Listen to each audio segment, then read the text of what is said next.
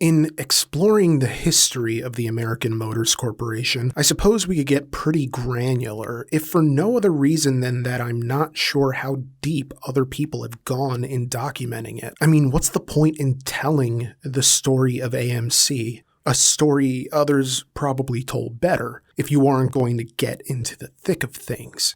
Why the company succeeded in the way it did, why it failed in as specific a way, and why its legacy continues today, even if only as a cult status icon. The story of AMC is one of those automotive tales which, on the surface, don't seem to be all that different from any of a number of failed automotive companies born of a merger whose assets were sold off to the highest bidder. But AMC was more than the sum of its parts.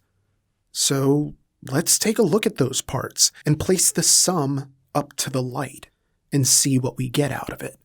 It's a tale rife with tragedy, failure, persistence, success, decline, and the lionization of a brand that stands as a unique artifact in American automotive history. Hell, in automotive world history. This is about the American Motors Corporation, the people who founded it, and the cars that keep its name in the minds of automotive enthusiasts the world over. This is RCR Stories, the life and death of American Motors Corporation.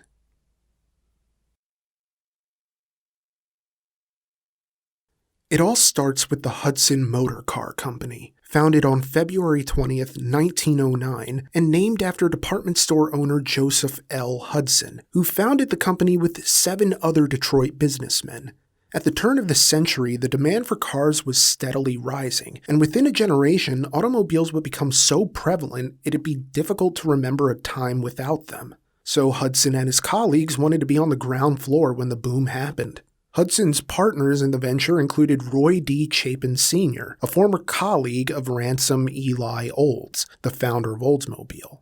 Roy D. Chapin was also the future Secretary of Commerce under Herbert Hoover, but for now he was part of a consortium of guys getting into the automotive business. The goal was to create a car that would sell to consumers for a max price of $1,000, which totals $28,602 today.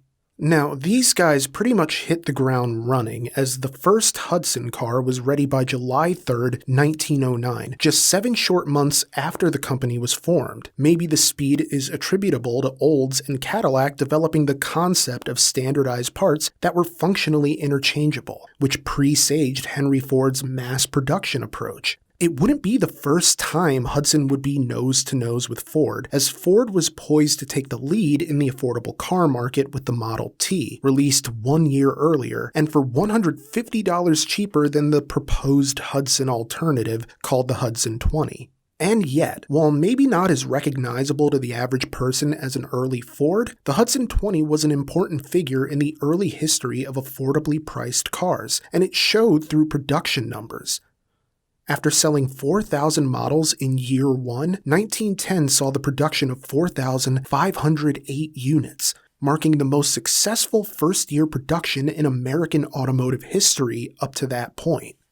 Now, nearly concurrent with the ascension of Hudson was the rise of another automaker by the name of Nash Motors. But we can't get to Nash Motors without first talking about the Jeffrey family, which itself is the story of a father and son who loved the auto industry. Only for the son to learn that there are some things more important than business. Yet, it was a lesson he would learn at great emotional cost. It all started with the Thomas B. Jeffrey Company, a successful bicycle manufacturer with a factory in Kenosha, Wisconsin, owned by a man named, Thomas B. Jeffrey. Okay, it's not a surprise. Over the years, Thomas B. Jeffrey got away from bicycles and into the automotive space, creating a popular automotive product known simply as the Rambler. It was so successful that Jeffrey sold the bicycle company to fund the purchase of the Kenosha factory in order to begin mass-producing this car, which he did by 1900, making this only the second mass assembly in automotive history after Oldsmobile, narrowly beating Ford to the punch by about a year. The Rambler was a car of modestly appealing style and intuitive steering owing to the fact that the Rambler had an actual steering wheel instead of a tiller. By 1902, Jeffrey was selling 1,500 vehicles per year, numbers which continued to rise past his death in 1910. The same year, Hudson Motors opened a 223,500 square foot production facility in Detroit's Fairview area. The extent to which the companies were in direct competition isn't immediately apparent due to the sheer volume of companies scrabbling for a foothold in the emergent automotive market in the early 20th century. I don't have an exact number or anything, but if I had $1 for even half of the companies fighting for a space in the market at the time, I could probably pay for a year of PlayStation Plus for myself and my nephews. However, it seemed as though Jeffrey had the momentum for a period, as the company was now being run by Thomas Jeffrey's son, Charles.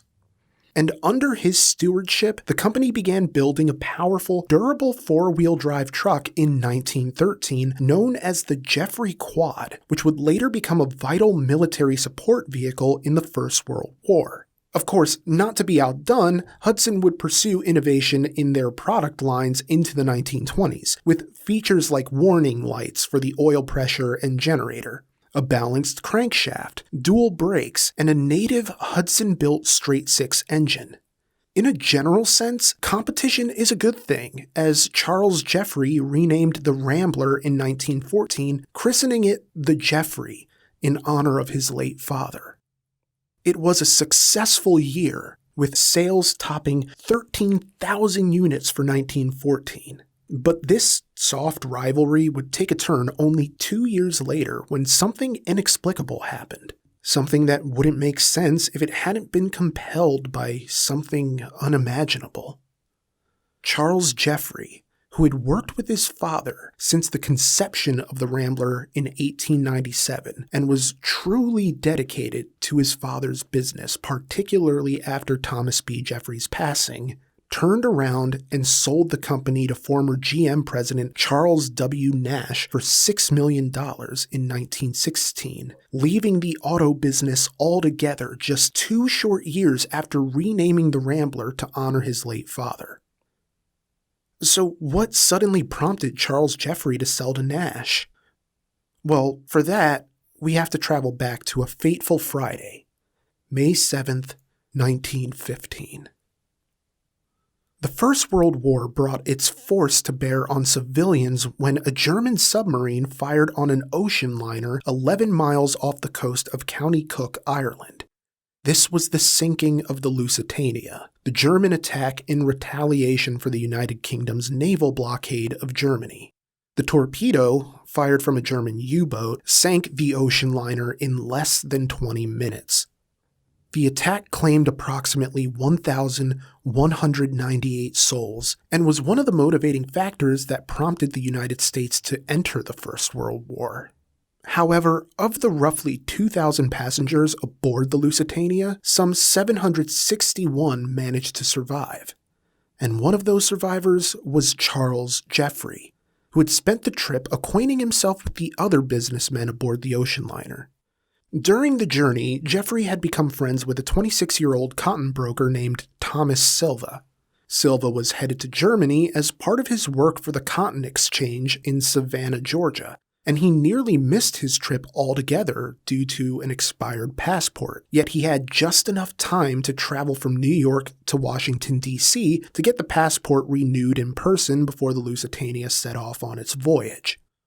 Charles Jeffrey was 38 years old at the time, and you'd think retirement would be the last thing on his mind, considering how much he'd invested in his father's legacy and how well the company was doing, relative to whatever expectations his father might have had upon getting into the auto industry. This trip was just part of the business of being a successful, internationally known automaker. Jeffrey bonded with Silva over talk of business and family, as people do. Everything was going well. That is, until the afternoon of May 7th. Jeffrey and Silva met in the smoking room to socialize, only to notice the ship was making a sudden turn. Believing the captain must have noticed something in the water, Jeffrey and Silva went out to the veranda to have a look.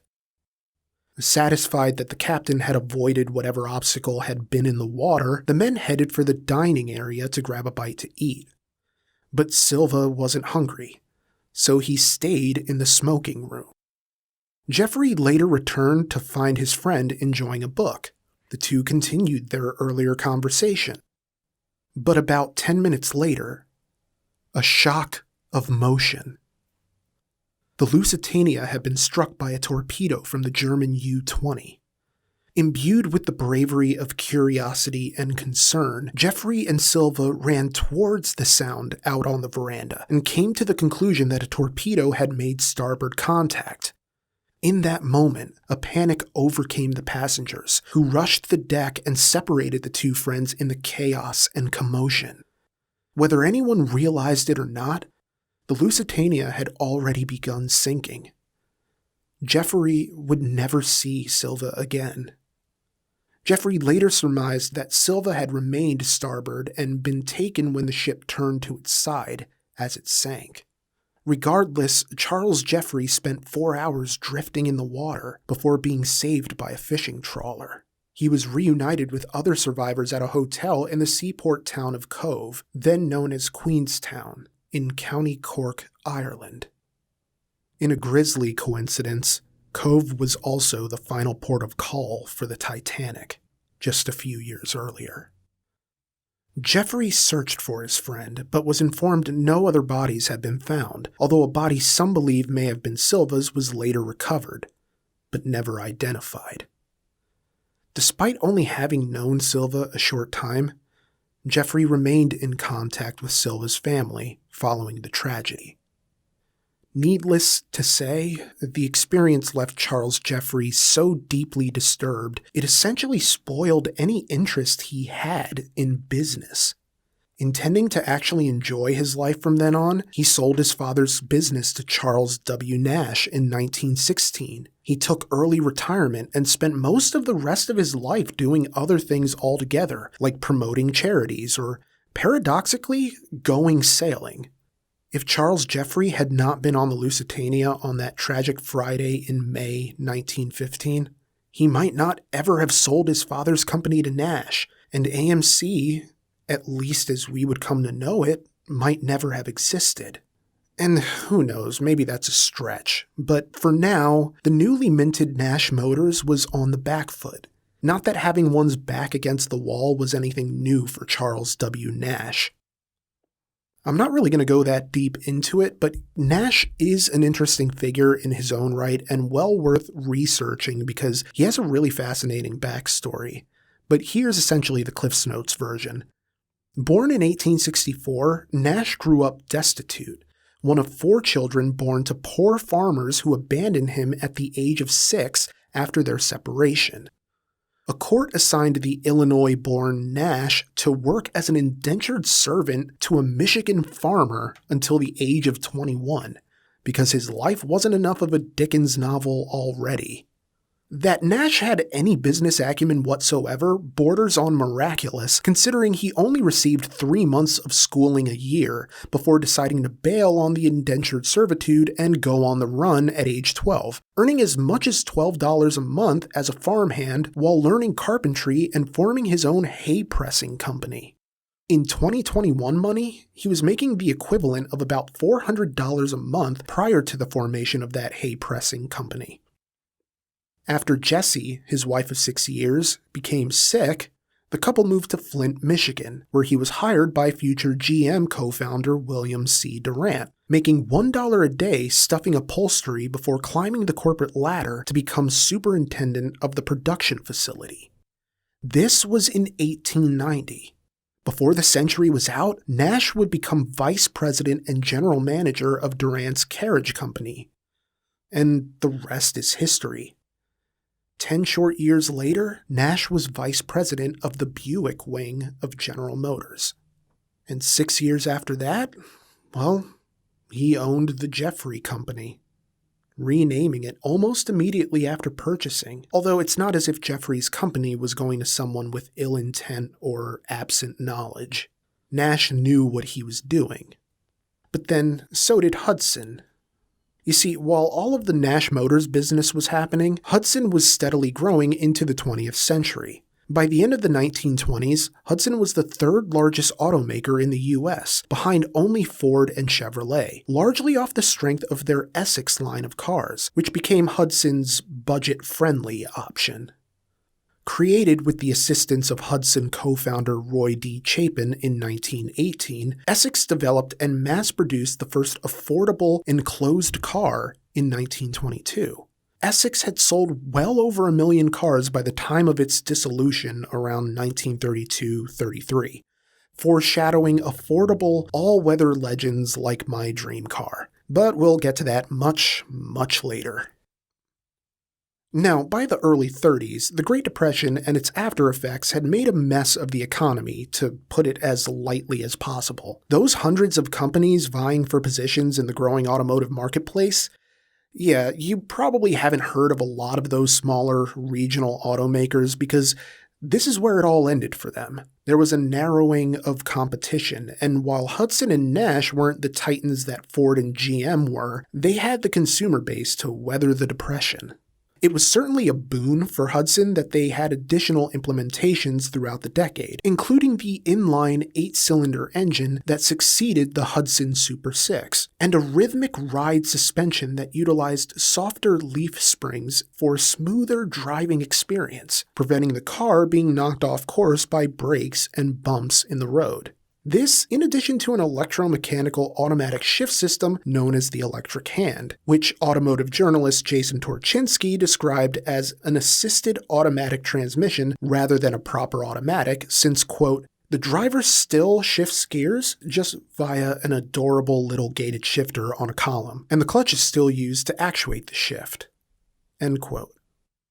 While Hudson was maintained through steady governance, Charles Nash was trying to put Nash Motors on the map in the first place. Because this was essentially a rebranding effort, and it was going to take time for the public to really catch on to Nash Motors. But Charles Nash was very proactive about it, acquiring the profitable Jeffrey Quad military contract and taking over the Kenosha production plant, using that as the basis to expand in the first 2 years of production, churning out cars like the aforementioned quad truck and the new Nash Model 671. Sales climbed from some 10,000 units in 1918 to over 27,000 in 1919, and although military truck production accounted for a significant amount of Nash's bottom line, it didn't dull their prospects as a commercial vehicle manufacturer, as they would soon become the largest producer of four-wheel drive trucks, making them valuable not just to military operation, but to rural industry. Nash also implemented a flow-through ventilation system and introduced a straight-8 engine with overhead valves by the late 1920s, along with a synchronized transmission and a longer 142-inch wheelbase for the 1932 Ambassador 8, an affordably luxurious-looking car for its time period to counter the more modest, rural options of their fleet. But it seemed somewhat poorly timed, since only the truly wealthy could afford it, given the effects of the Great Depression. And although there's an argument to be made for the value of high-margin, low-volume offerings marketed exclusively to the wealthy as a stopgap measure to survive the Depression, I'm not really going to make the argument one way or the other, because I would guess that, at best, going upmarket was only one facet of a broader strategy to keep companies like Packard afloat. Or Cadillac, for that matter. I mean, look at the V16. Either way, it's hard to live on the whims of the wealthy alone. The needs of the common man must be addressed. For Hudson, the 1930s and 40s weren't as strong as the previous decade, but they still managed to take a strike at Charles W. Nash's former home, General Motors. You see, GM's Hydra-Matic transmission was the new hotness, hitting the market for the 1940 model year as the first mass-produced, fully automatic transmission for passenger vehicles. Although it would take them 2 years to do it, Hudson countered in 1942 with their own DriveMaster system, also known as the Supermatic. By engaging a button, the driver could select one of 3 transmissions: standard manual shifting and clutch, manual shifting with automatic clutch, or all automatic. Yet the all-automatic name is kind of a misnomer since, to my knowledge, this wasn't a fully automatic transmission. Among auto transmissions developed in-house by a non-Big Three automaker, only the Ultramatic offered by Packard fit the bill, at least from what I've read. But I digress. Hudson kept ahead of GM in some aspects more than others. For example, they were the first to hire a woman as a salaried automotive designer in the US in the form of Elizabeth Ann Thatcher. This was in 1939, predating even Harley Earl's Damsels of Design. Yet these progressive efforts didn't mean much for Hudson in the long run.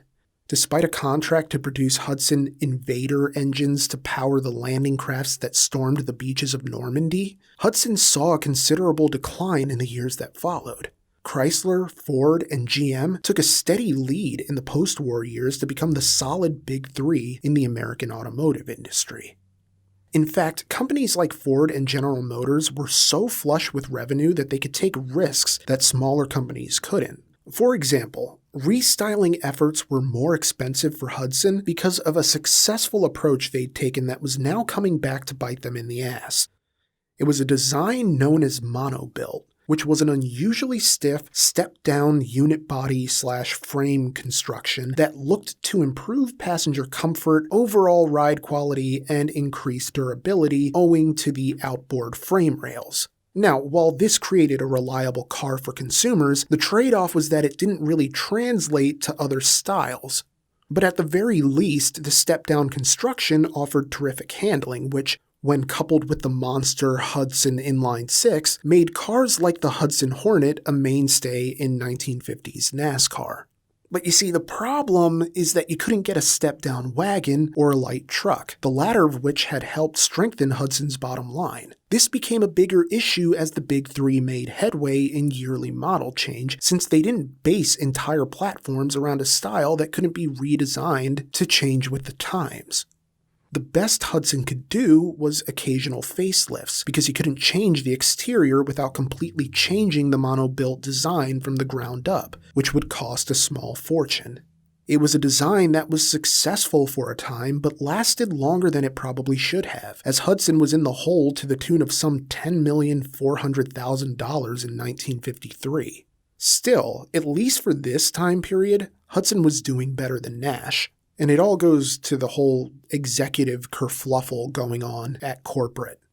To make a long story short, Charles W. Nash didn't last past the 1930s, as he decided to retire and merge Nash Motors with the Kelvinator Corporation, a kitchen appliance company run by George W. Mason, a wealthy industrialist who had worked with Walter P. Chrysler at Maxwell Chalmers, an automotive company that was essentially a predecessor to the Chrysler we would come to know. Okay, maybe not that Chrysler, but Basically, Mason wasn't a stranger to the auto industry at all. So when the merger went through on January 4th, 1937, there was nowhere to go but up. At least in theory. If nothing else, Mason was eager to make Nash Kelvinator as successful as the Kelvinator brand of kitchen appliances, which were second only to Frigidaire, owned by General Motors.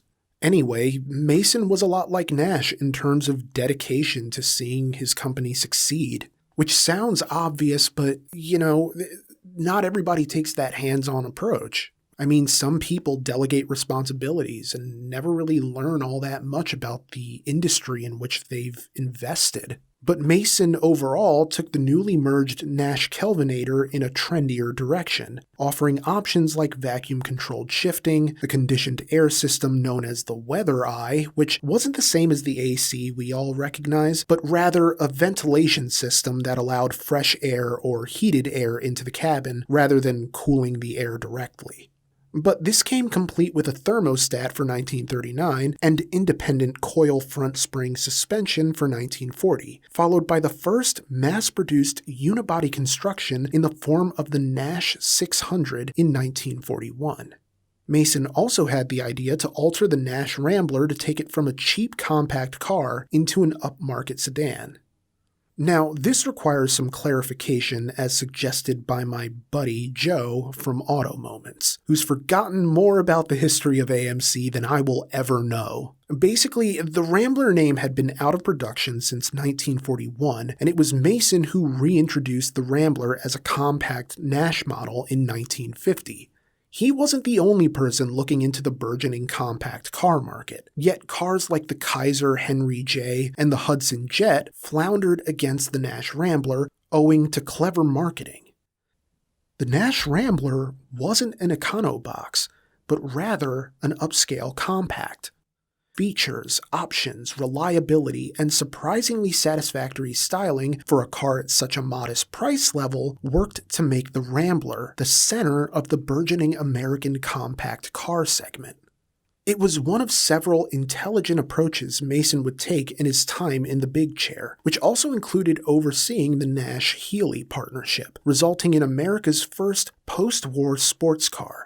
Meanwhile, the Nash Metropolitan would make an impression in North America as an audacious collaboration with Austin Motors in Great Britain, as these cars were marketed directly towards the increasing number of single, unmarried, quote, career girls who were rewriting the story of what women could do in the workforce in the 20th century. Because you don't just get to rely on the elbow grease of hardworking women for the war effort and then say, okay, you've had your time in the workforce, back to the kitchen with you. Nash Kelvinator was doing well enough that their post-war prospects seemed stronger than Hudson's, if for no other reason than the sheer variety of their fleet, which included suburban models, leaner 600s with more conservative front steering and suspension systems, and the return of the convertible body style for the popular Ambassador line. In a way, Nash Kelvinator held all the cards, because when Hudson failed to recapture the public's attention with their jet line of compact cars, the idea of a merge offer was considered by then Hudson CEO A.E. Barrett. For his part, George W. Mason had been looking to merge Nash with another company since the end of World War II, on the premise that smaller automakers had a better chance of competing with the Big Three if they formed their own alliance. Yet he wanted to merge from a position of strength, so it didn't come across as the act of a desperate company. And really, a merger between Hudson and Nash Kelvinator made all the sense in the world for Mason's long-desired mega company that would strike back against the Big Three's dominance in the auto industry. Except for one problem. Nobody seemed to want to consider the idea. Now, Mason's plan was intended to include 4 independent auto manufacturers, preferably Nash Kelvinator, Packard, Studebaker, and Hudson. Unfortunately, Packard had said no some years earlier, and in 1954 they would engage in talks with Studebaker for their own merger. But hey, Mason was able to get one green light at least, as Barrett agreed to merging Hudson with Nash Kelvinator. And so, on May 1st, 1954, American Motors Corporation was born. Barrett stepped down from his role as president of a company that no longer existed and instead accepted a seat on AMC's board, while Mason became CEO and president of the new venture. The plan for AMC was twofold: kill the jet model, redirect resources to the Rambler, and get the ball rolling on an updated line of full-sized cars. In addition, Hudson dealers got Nash Ramblers and Metropolitans rebadged as Hudsons. Okay, so I guess that's more of a, 3, 4, 5-fold plan than 2-fold? Whatever, we've been through this before. Liberal arts major, terrible at math. I'm allergic to numbers unless they have dollar signs in front of them. What on earth kind of thing to say is that? Interestingly, AMC reached out to Packard about buying parts for their Nash Ambassador and Hudson Hornet lines, namely Packard's V8 engine and Ultramatic transmission. And the companies came to an agreement in July of that year, but talk of any further cooperation died on October 8, 1954, when George W. Mason passed away at the age of 63 due to acute pancreatitis and pneumonia. This threw a wrench into the plans. Packard President James J. Nance had been the man to strike the deal with George Mason to share the Packard V8 engine and Ultramatic transmission, the latter of which is significant because it calls back to something I noted earlier about Packard being the only non-Big Three company to build their own automatic transmission from scratch. This is because Nash, Hudson, Studebaker, and all the other little guys had to get theirs straight from the Big Three. Well, either the Big Three or a third party like Borg Warner. But regardless, Mason struck the deal with Nance, despite the men having been rivals since their days as appliance men, with Mason heading up Kelvinator and Nance holding court over at rival Hot Point Electric Appliance Company. Wow, that is a loud motorcycle.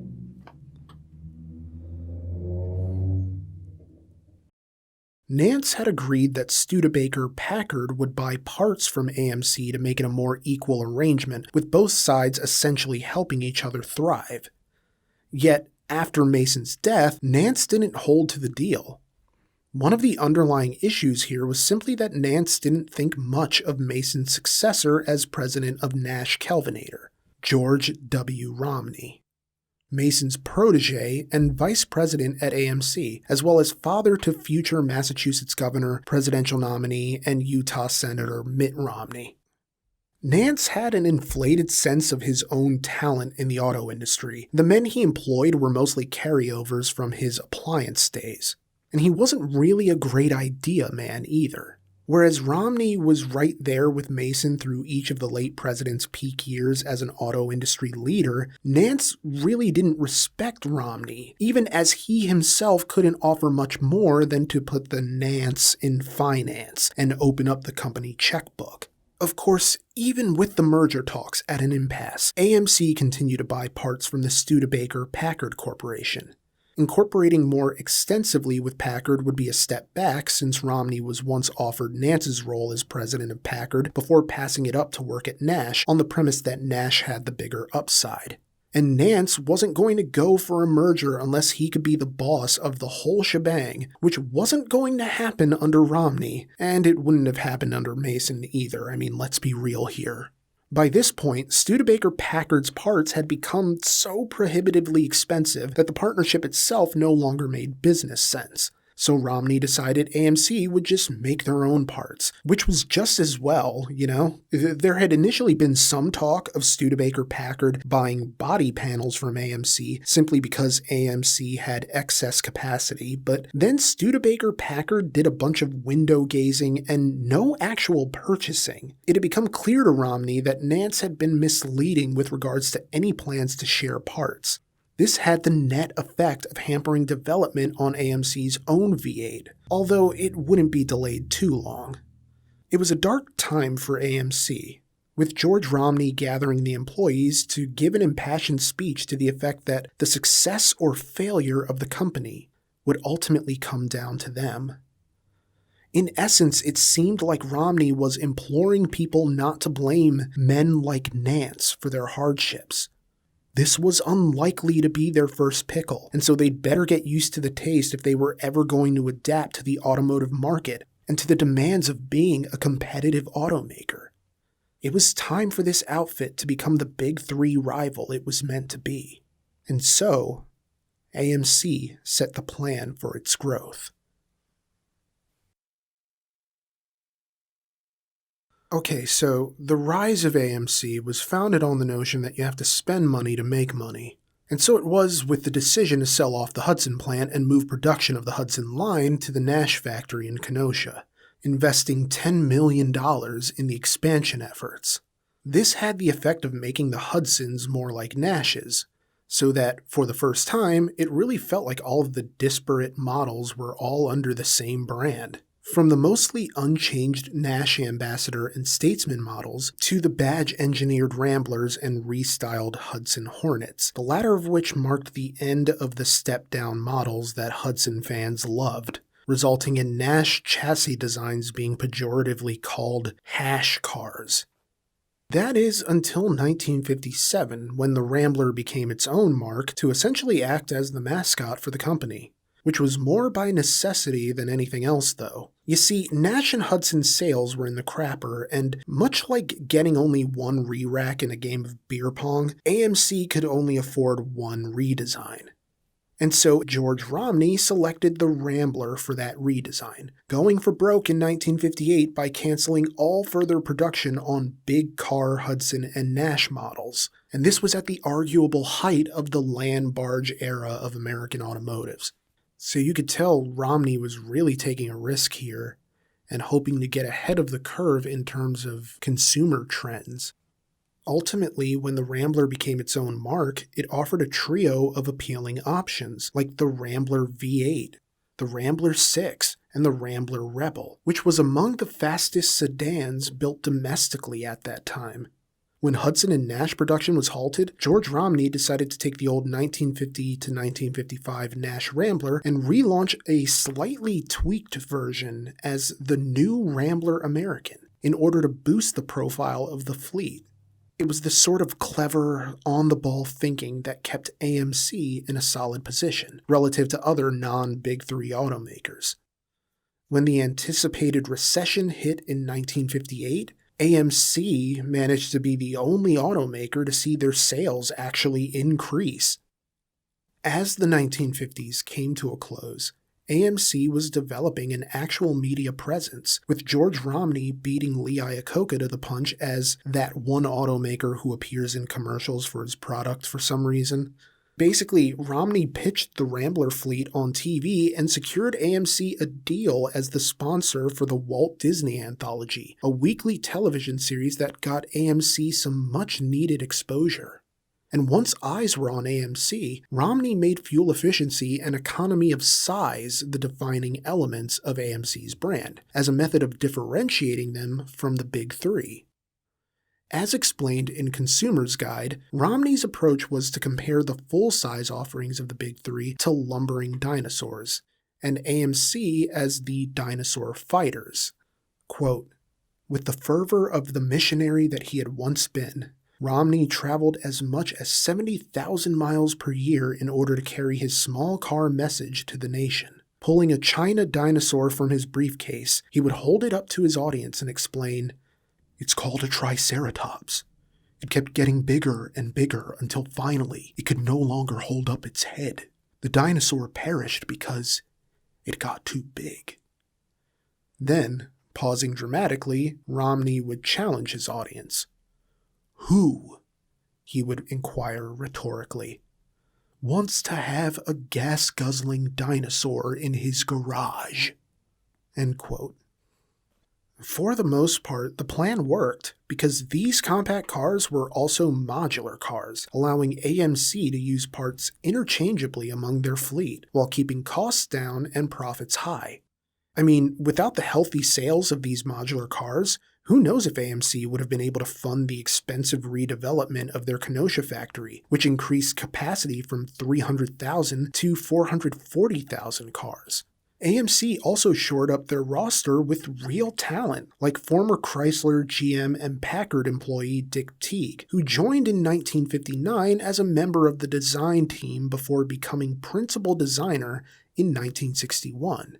By 1964, he was vice president of styling, and under Teague's guidance, the company continued its trend towards smaller and intermediate-sized offerings, beating the 70s import craze to the punch, really. Of course, this remains a point of contention with regards to AMC's livelihood.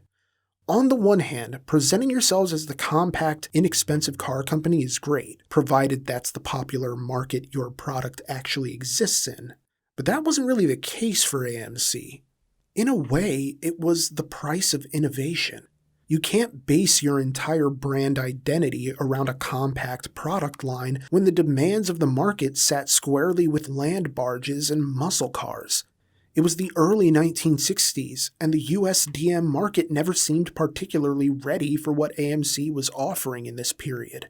Granted, this didn't stop AMC from moving forward with their first all-new models in nearly a decade, in the form of the 1963 Rambler Classic and a restyled Ambassador. No more gussying up the cars they inherited in the merger. AMC was now being proactive about their future. While not blowing anybody away, the new offerings were kind of like the acquisition of a content library for a streaming service. Sure, you probably wouldn't watch Ice Lake Fishwives 90 Days of Marriage if you were flipping through TV, but you might give it a shot if it's part of a larger library of content to which you're already subscribed and all the episodes are already available anyway. It's like, hey, it's there. And so whether you were into AMC's particular brand of budget compacts, the totality of their fleet suggested a little something for everyone, at least within reason. While the 1963 models were already locked in by this time, Dick Teague's presence was a welcome addition to the AMC family, especially following the departure of George Romney in early 1962. Yeah, the old political bug bit him, and Romney was off to make a run for governor of Michigan, an office he would go on to hold from 1963 to 1969. Nice. But for now, AMC was in the midst of establishing itself as a bastion of automotive innovation, introducing a standard tandem master cylinder in 1962, joining Cadillac as one of the only two automakers to make this brake system failure contingency standard, before it was mandated on all cars in 1968. This, in addition to an automatic shift indicator sequence on the Rambler's Flash-O-Matic transmission, which offered a neutral position between drive and reverse. By 1963, AMC saw its most prolific year to date, manufacturing 464,126 cars, which really suggests that the concern over the small car identity was unfounded. And yet, while AMC was arguably ahead of the curve on smaller, fuel-efficient offerings, they were behind when it came to actual performance, which was what people were increasingly looking for as the 1960s wore on. On the one hand, the AMC fleet earned Car of the Year honors from Motor Trend, anchored by the new Rambler Classic.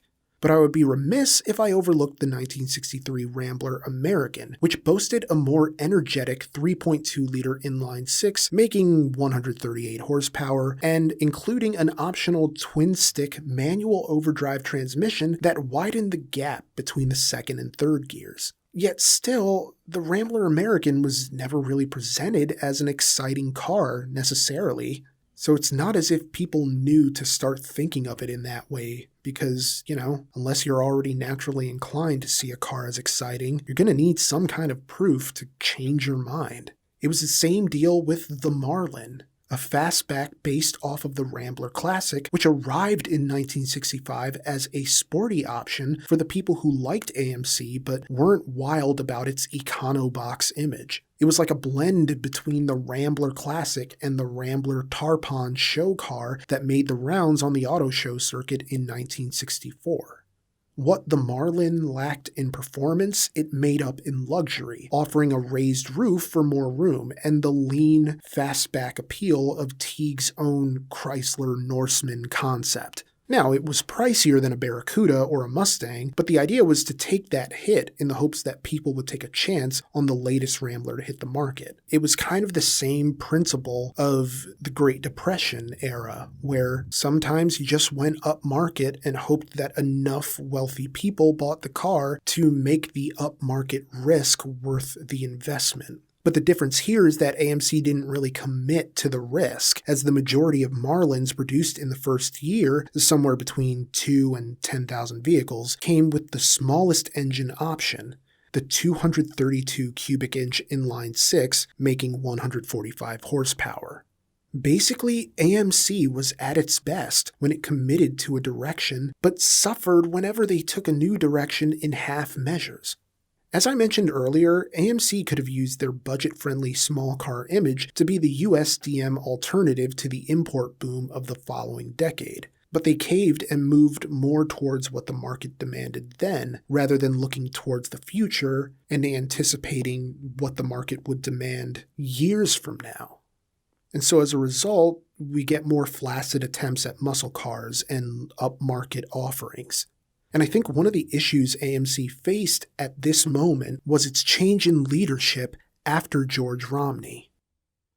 When executive Roy Abernethy took over for George Romney in 1962, his approach was to minimize Romney's efforts in the name of leaving his own stamp on the AMC brand, which meant placing less of a focus on smaller economy cars.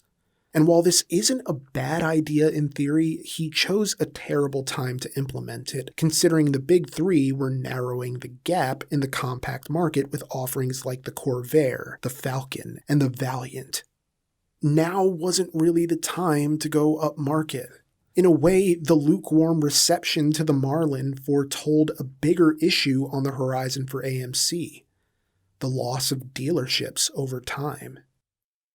In 1965, some 339 dealers abandoned AMC, and it all ties back to that uncertainty surrounding the company in the wake of Romney's departure, and the ascension of Roy Abernethy by way of the crossroads at which AMC suddenly found itself. They could either continue down the economy path or develop a different persona based in performance and luxury.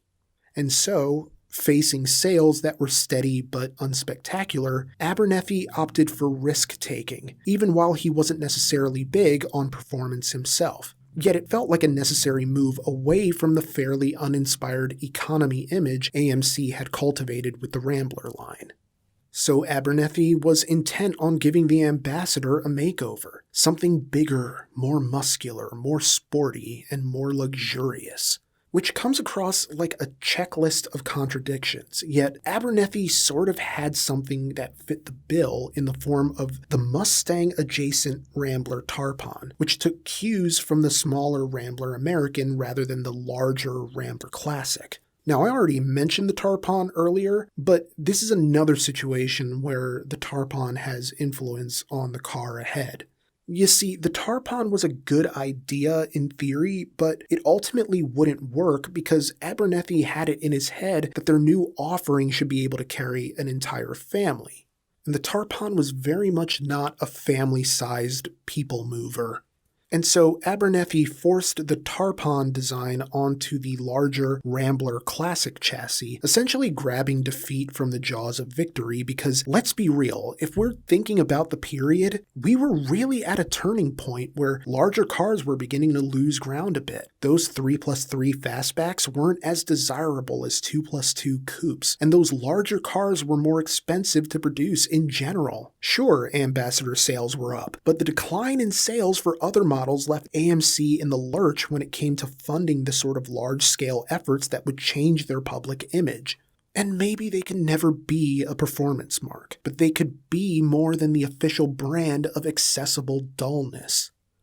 For Abernethy, it was a goal worth striving for, so he started to reshape the company from the bottom, beginning with ditching the Rambler name in favor of using AMC for the brand moving forward. Abernethy also turned his attention away from the Rambler line and more towards the Ambassador in a scattershot attempt to imbue the brand with a more upscale image. And it's a process that kinda worked over the first 3 years of Abernethy's stewardship, as Ambassador sales went from 18,647 units in 1964 to some 64,000 units just 1 year later. By 1966, sales hit a high of over 71,000 Ambassadors.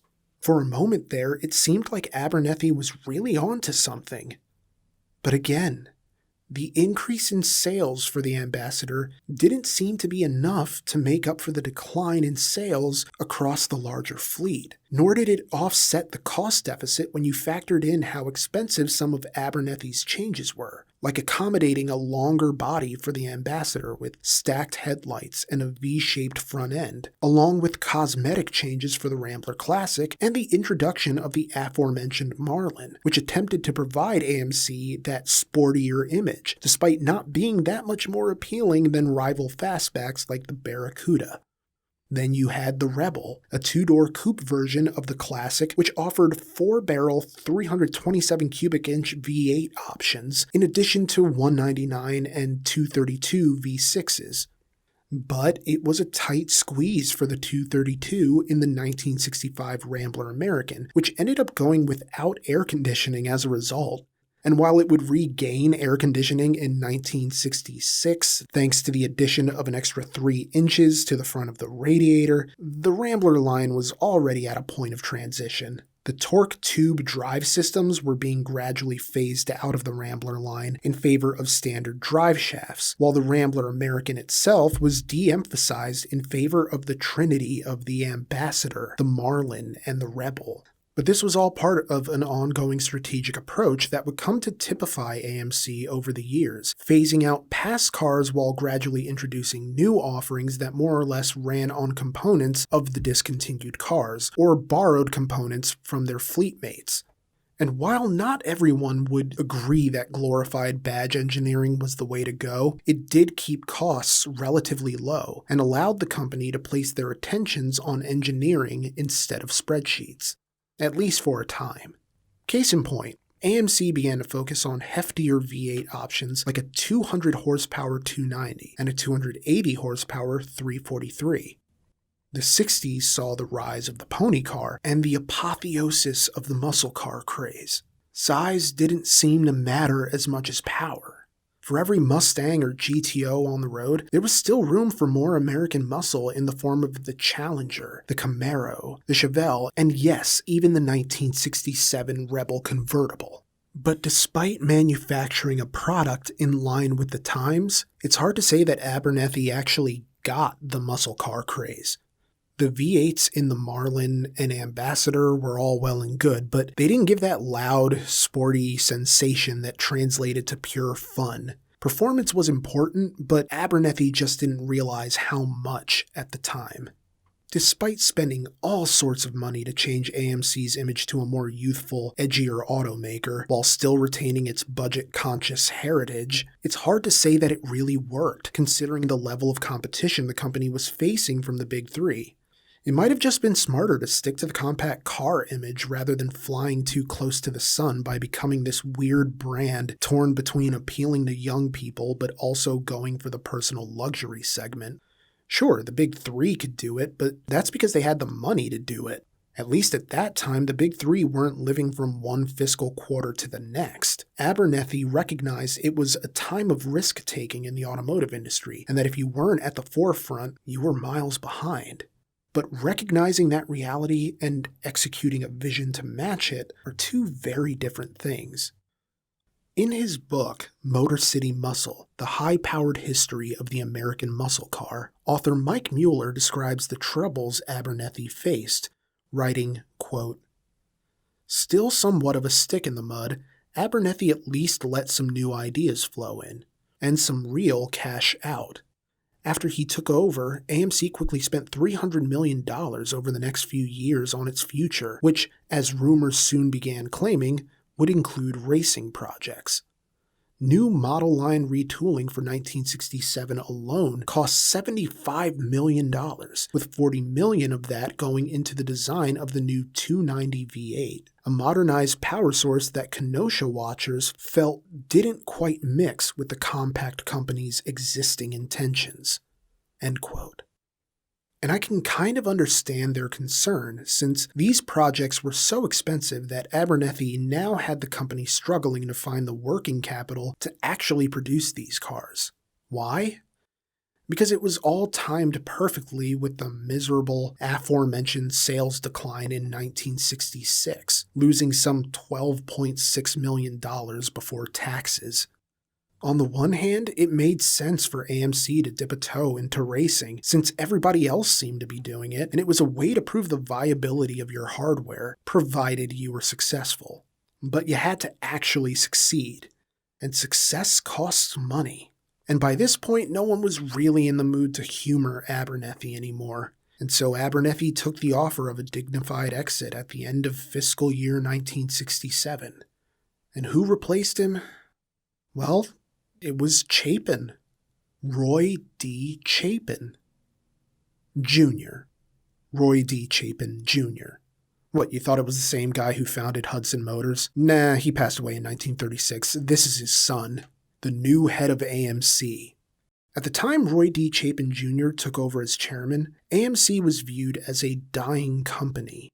And that's not me saying it, that's straight out of the Wall Street Journal. Chapin would later recall the difficulties that he and new AMC President William Lundberg inherited, some of which Chapin, who had previously served as executive vice president, admitted were his fault. Quote, "We were out of money and we had to do something to overcome the immediate problems. We had no time to think about long-range problems. Obviously, we managed to solve immediate considerations. Before I became CEO, it was decided to put the Marlin sporty model on a large Ambassador chassis. Dick Teague, the designer, and I thought it looked a lot better on the smaller Rambler chassis. In retrospect, I wish we had insisted on the Rambler because the Ambassador spoiled the whole concept of the car." End quote. So yeah, a smaller Marlin would have done better, but Chapin's approach to solving AMC's issues was to focus on the company's strengths. And in this case, the notion that they weren't doing annual model change, at least not to the extent of the big three, meant that they could focus on outpricing their competitors and outdrawing the import segment from rivals like Volkswagen, who was taking away from their compact sales. And they could do this in addition to upping the ante on the performance front by retiring the Marlin in favor of a Mustang offshoot called the Javelin. Arriving for the 1968 model year, the Javelin was about as close to a pedestrian race car as AMC had built up to that point, from the coupe design to the bucket seats, the racing stripes adding to the sportier aesthetic, and tuning that was more in line with the suspension of an actual performance vehicle. Designed under Dick Teague's leadership by an array of talented designers and manufactured in the famed Kenosha facility, it was more or less AMC's entry into the pony car market, taking cues from two prototypes designated AMX, an abbreviation for American Motors Experimental. Lowercase e and capital X, so you know they mean business. Much like AMC's best successes, the Javelin borrowed parts that were already there, like the Rambler American's compact junior platform, while utilizing Teague's best instincts on how to appeal to the same youth market that had been captured by the Mustang. It was what Teague called a wet t-shirt look, a design that would emphasize curves. For its time, and certainly for its manufacturer, the Javelin was a formidable creation, as Teague and his team designed it to be a semi-fastback with a 59-degree windshield and more cabin and storage space than its competitors. It was an aggressive, affordably priced option for people who couldn't take the dive on a Mustang or a Barracuda, but it still appealed to those who could. At just $2,500, or around $19,000 today, the Javelin came with a host of engine options. You want to keep it simple? There's the standard 3.8-liter straight six and the 4.8-liter two-barrel V8. Want to pay a little more? Well, there's the 5.6-liter V8 that came in premium fuel 4-barrel versions. You could take it even further if you chose the Go package, which added the debuting AMX 390 engine, a 6.4-liter behemoth making 315 horsepower and 425 torque, and offering front disc brakes, a new heavy-duty suspension, and options like redline tires and dual exhaust. It was the option of choice for the speed aficionado, as it could get you to 60 miles per hour in 7 seconds, the fastest of AMC's fleet at the time. All told, the Javelin was a breakthrough for AMC, to such an extent that they were able to enter the car into the Trans Am Racing Series and win. They claimed 3 titles in 1971, 1972, and 1976, respectively. But even with the Javelin entering the market to offer a more athletic appeal, AMC hadn't exactly given up on the AMX. They brought in engineer Vic Raviolo, who'd worked on the Lincoln cars that had raced in the infamous Carrera Panamericana in the 1950s. Check out the feature-length Mickey Thompson RCR story over on our second channel for more on that cataclysmic race. As for the AMX, the original prototype vehicle was a financially untenable fiberglass model. AMC could produce steel bodies like nobody's business, but fiberglass was a bridge too far. So Raviolo adapted the fiberglass prototype into a steel-bodied two-seater, making it the first American-built vehicle of its kind since the Ford Thunderbird of the mid to late 50s. What you had with the AMX was essentially a two-seat GT muscle car with a shorter wheelbase than the Corvette, and a lower retail price to boot. $3,245, or around $24,000 today, and a full $1,000 cheaper than the Corvette. Of course, I should note that true to the standard approach with AMC, the AMX shared a lot of components with the Javelin in order to keep costs down. But the two cars were similar enough that it made sense. The AMX was basically a Javelin without the back seat, which is probably a super reductive way of putting it, but there you go. Just 4 months into the Javelin's run, the AMX was unveiled at the Daytona International Speedway, claiming speeds of 130 miles per hour. The car was produced in a limited run which ultimately lasted just 3 short years, 1968, 69, and 70. But its primary function was achieved. It bathed AMC in waters from the fountain of youth, so to speak. For crying out loud, it set 106 world speed records on Texas's Goodyear test track. An AMC vehicle did that. In an instant, it felt like AMC had become hot again, not as an economy brand, but as a more exciting company, brimming with performance possibility and youth appeal. This is more or less borne out by the company ending the 1968 model year profitably. But as the 1960s came to an end, a more familiar AMC would come to the forefront. The AMC that's eulogized in car forums and auto shows alike. A brand that was always changing, always trying, and gaining a following because of it.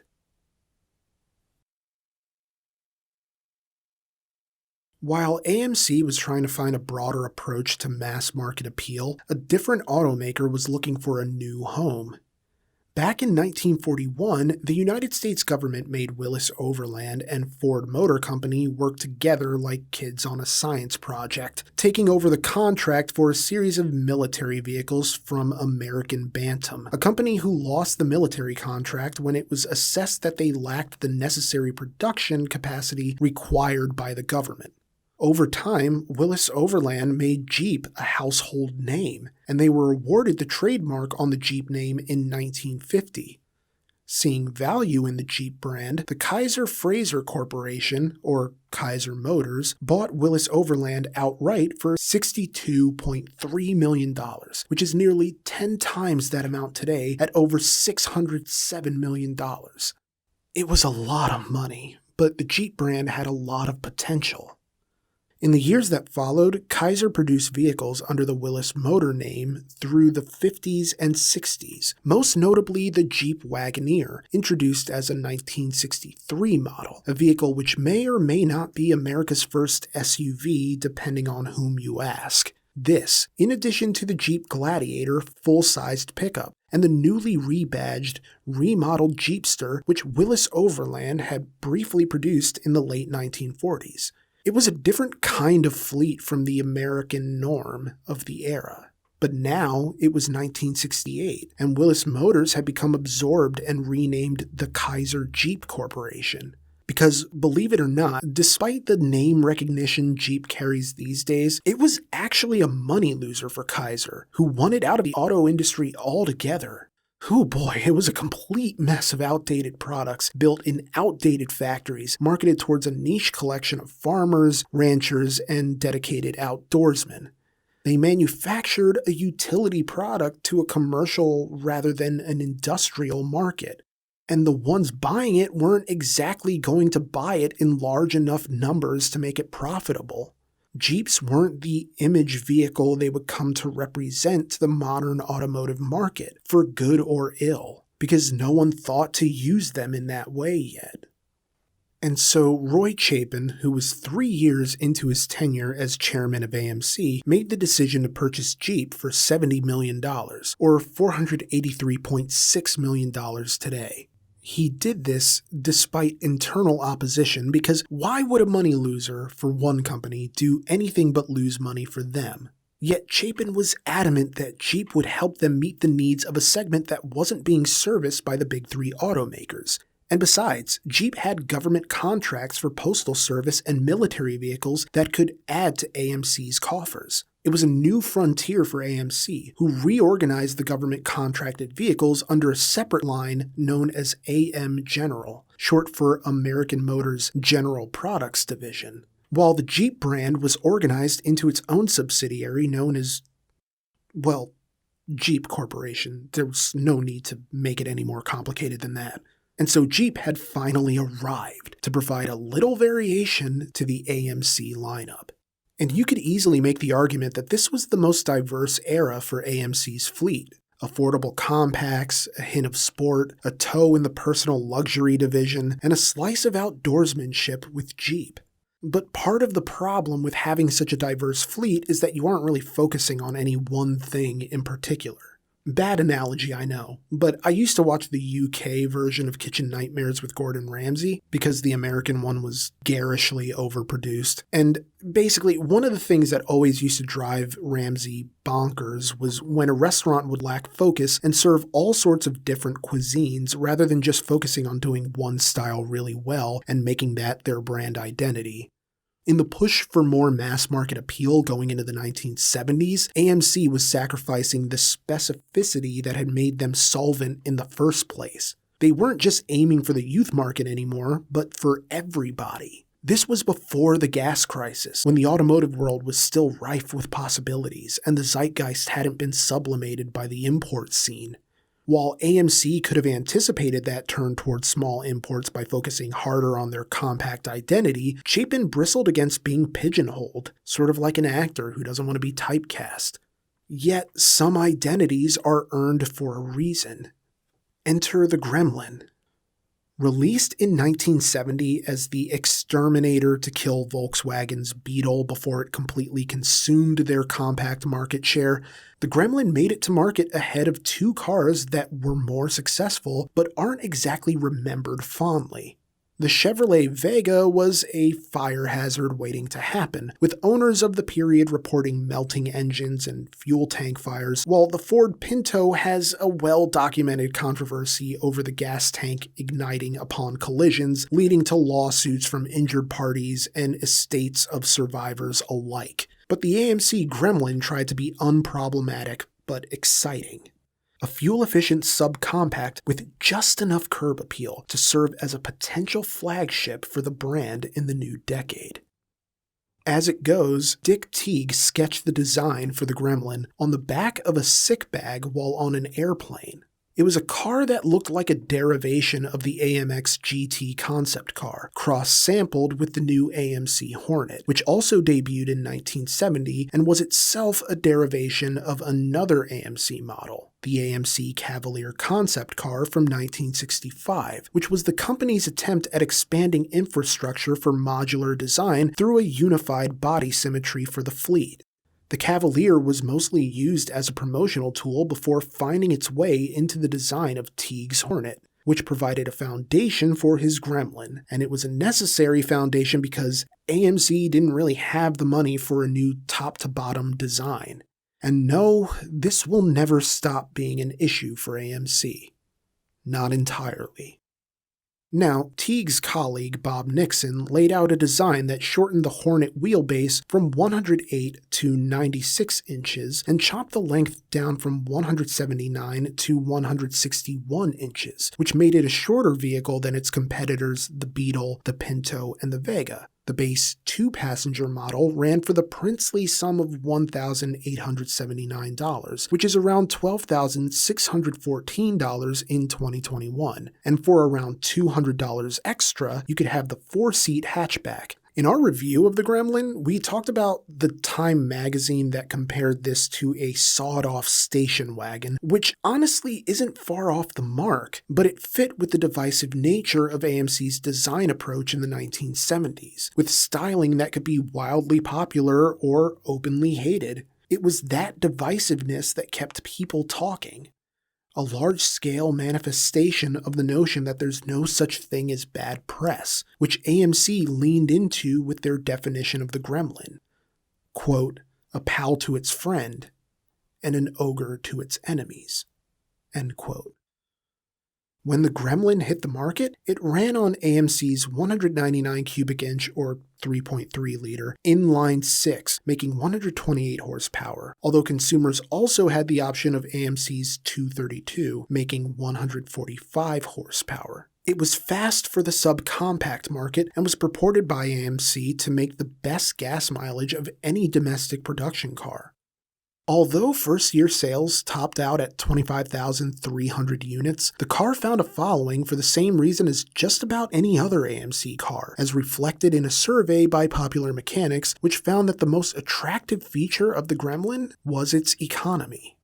It was a car that, at least in comparison to others in its class, had an admirable record of reliability, ride quality, and the notion that you could have an affordable car that wouldn't completely fall apart on you. Another positive helping the year-over-year sales was the fact that 1970 had been a shortened model year. In its first full year on the market, the Gremlin actually doubled its numbers to 53,480 units.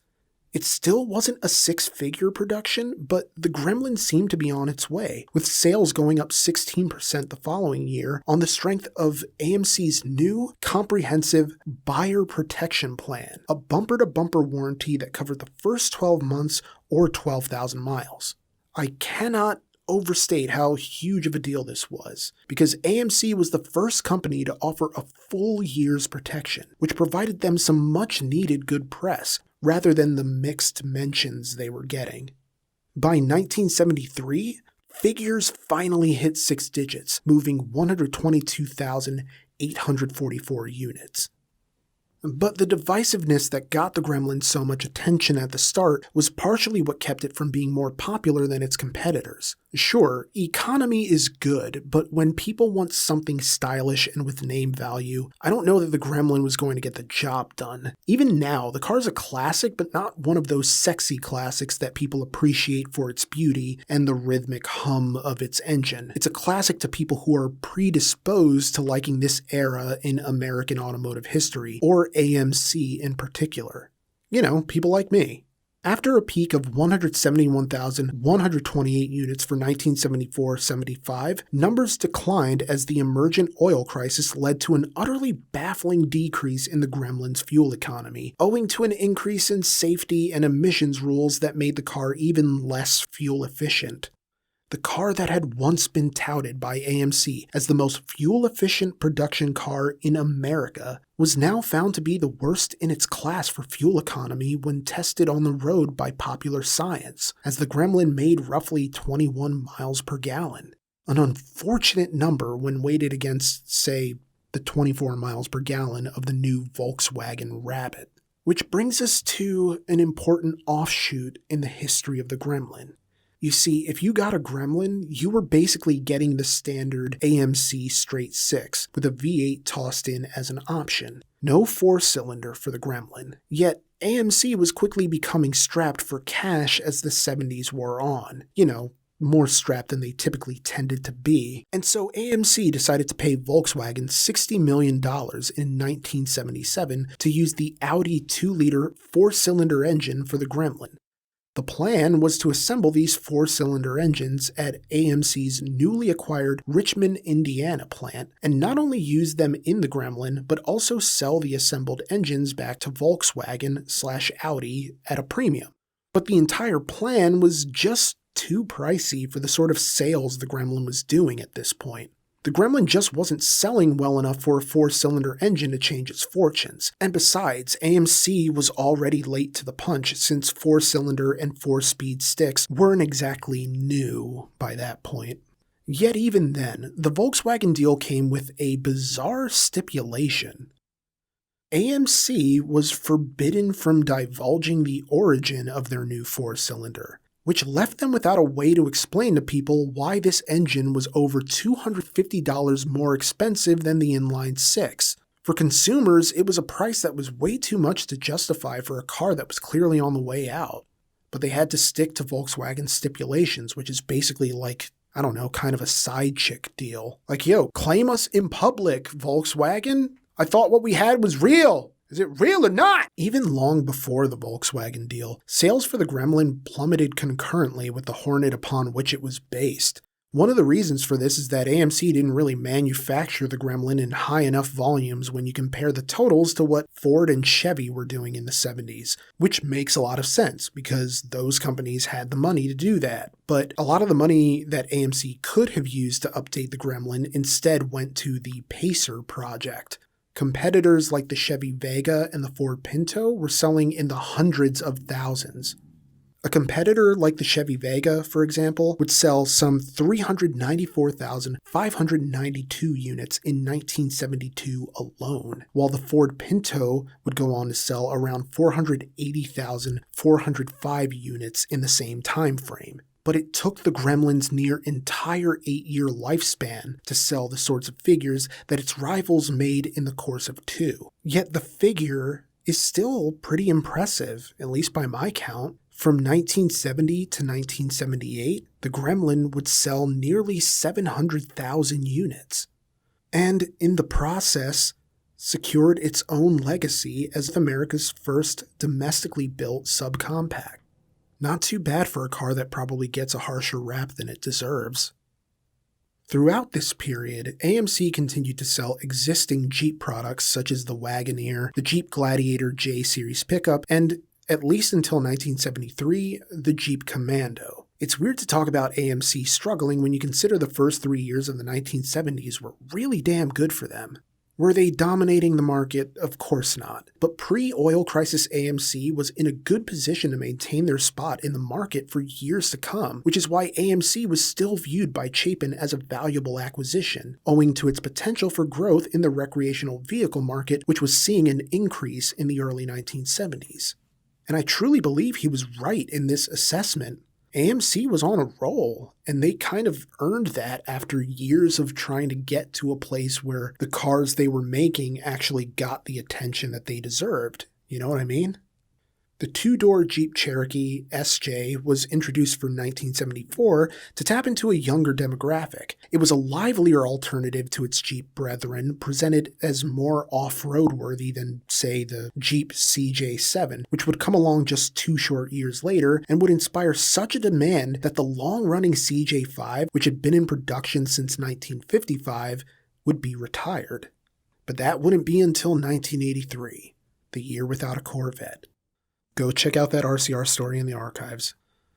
But for now, the Gremlin was on the way out, and maybe it was time.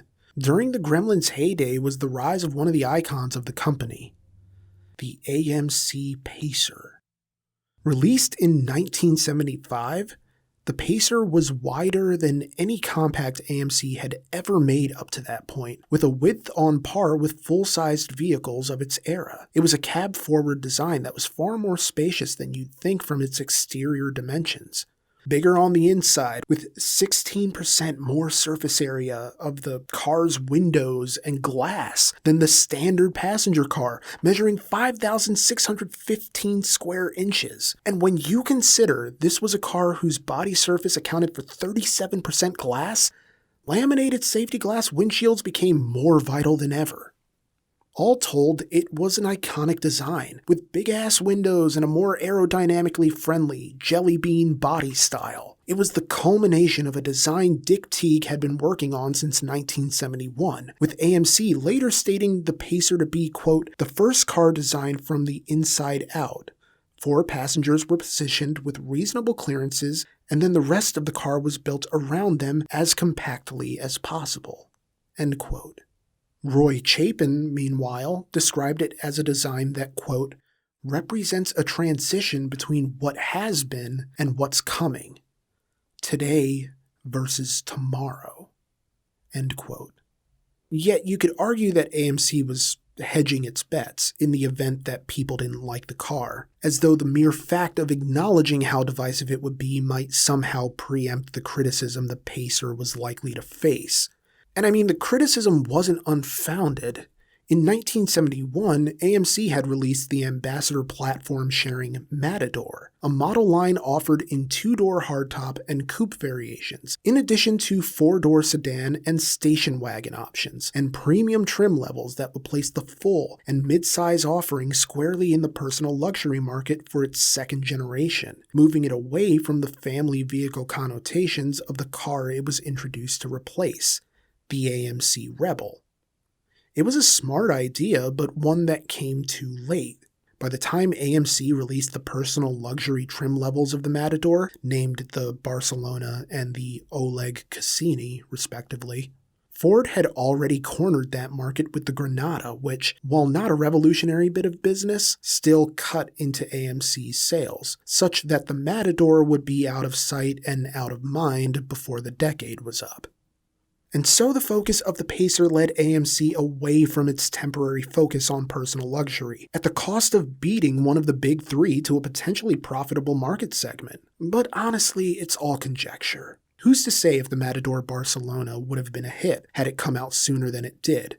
In a way, the history of AMC is a tale of Monday morning quarterbacking, backseat drivers, the Captain Hindsight mentality, because you could say such and such a car would have succeeded, but we have the benefit of literally decades of data and information and dissection. And in those crucial moments, AMC definitely felt like the automotive equivalent of a patient at a dentist's office. No matter how you floss, you're doing it wrong and your dentist is disappointed in you. Wait, did we use that analogy before? I don't remember. Did you get... Oh, he's doing laundry. Let me not bug him. I suppose the argument, such as I've read online, is that in trying to get away from being the small, budget-friendly car company and leaning into a more youthful, aggressive image, they missed out on the potential moneymaker of going after people who actually had cash to burn, especially with the fleet's fuel economy taking a hit at a time when gas mileage was more important than ever. At that point, if you can't be the small car company with the great fuel economy, you might as well just make something gaudy and expensive in the hopes that you can make your money back. Again, back to that Great Depression mentality with automakers like Cadillac with the V16 or Packard, you know what I mean?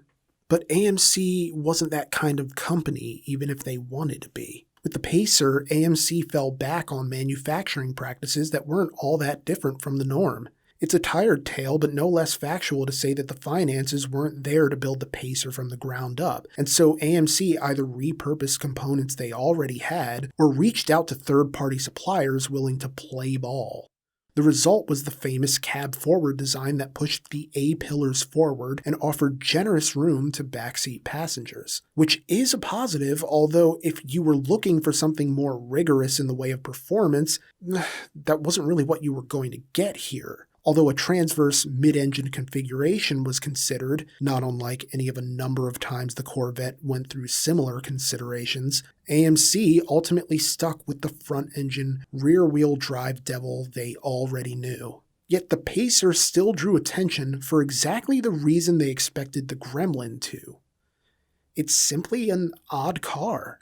I don't know that it's necessarily something fun or stylish, but it's so unique that it exudes a certain kind of careless cool. It offered a low drag coefficient, thanks to Teague putting the kibosh on rain gutters, and a passenger door that was longer than the driver's to improve ease of access to the rear bench for passengers. It was also only the second American production car to offer rack and pinion steering, after the Ford Pinto. And it just felt like the right party car at the right time for those aimless nights on the road getting up to mischief with friends. And this is way before Wayne's World, but still, it felt like the movie captured the general spirit of the car, no pun intended. Of course, not everything went smoothly, and some of this is an issue of AMC's own making. Maybe all of it, actually, as AMC initially hoped to get this thing loaded with a rotary engine similar to the Wankel that Chevrolet was working on for the Vega. But that didn't happen, because AMC had struck a deal with global manufacturing company Curtiss-Wright to license Wankel engines for their cars, until they realized it'd be cheaper to just get their engines through GM after learning about the plans for the Vega and a possible Wankel-powered Corvette. And so they bailed on the Curtiss-Wright deal, with the thought being that these GM Wankel engines would increase fuel efficiency and provide a lighter car and a more dynamic, on-the-road experience that would appeal to a broader audience. Yet AMC was sort of left out to dry after GM decided to abandon the Wankel project altogether due to cost issues, since the oil crisis was in full swing and it didn't really make economic sense to build a high-revving engine for a domestic audience that wouldn't appreciate it in large enough numbers to make it profitable. I mean, okay, on its face, the Pacer wasn't a bad car. The issue with the Pacer was that between the high cost of development, the relative lack of shared components when compared to other cars in the AMC fleet, namely that the Pacer has just 2 body styles in comparison to, say, the Hornet's 5, and the entire Wankel engine fiasco, well, this car would have to sell huge numbers to justify itself, much less become profitable. And it didn't help that this car diverted funds and resources away from other AMC products that could have badly used the attention, like the aforementioned Hornet, a car that could have still had legs in the changing American automotive landscape.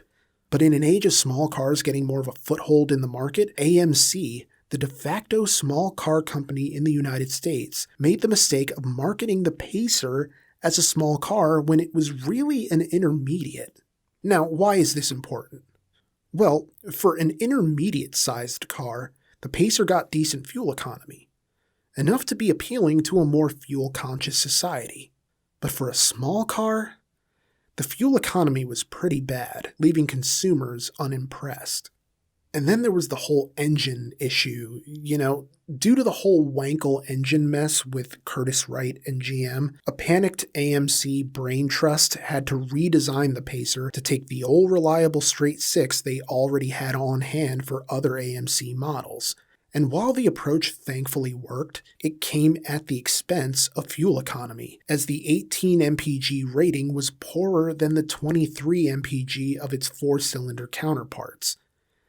Engine options boiled down to inline 6 engines of 3.8 and 4.2 liter displacement, or a 5 liter V8. And at that point, you kind of have to wonder if it wouldn't have made more sense to skip the Pacer and just focus on getting 4-cylinder engines and 5-speed transmissions in the compact offerings you already had, rather than adding a new one to the lineup. But again, the Wankel deal still would have fallen through and left AMC in the lurch. Ultimately, the Pacer shared the story of countless other AMC projects, selling well enough in the early going, but declining as interest eroded in a car that didn't really speak to the consumers to whom it was intended to appeal. For the 1976 model year, 117,244 units were sold, with the station wagon being added to the lineup for the following year. But by then, sales were halved at roughly 58,000 units and change, which dropped even further in 1978 to a paltry 21,231 units.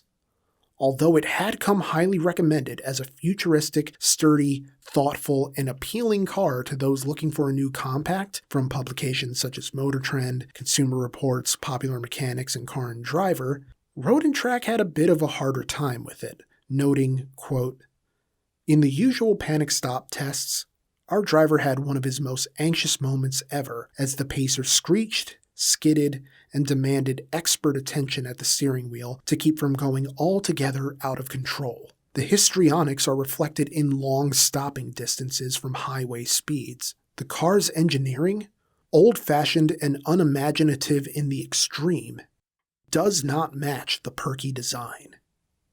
End quote. The Pacer was bright, but burned out quickly.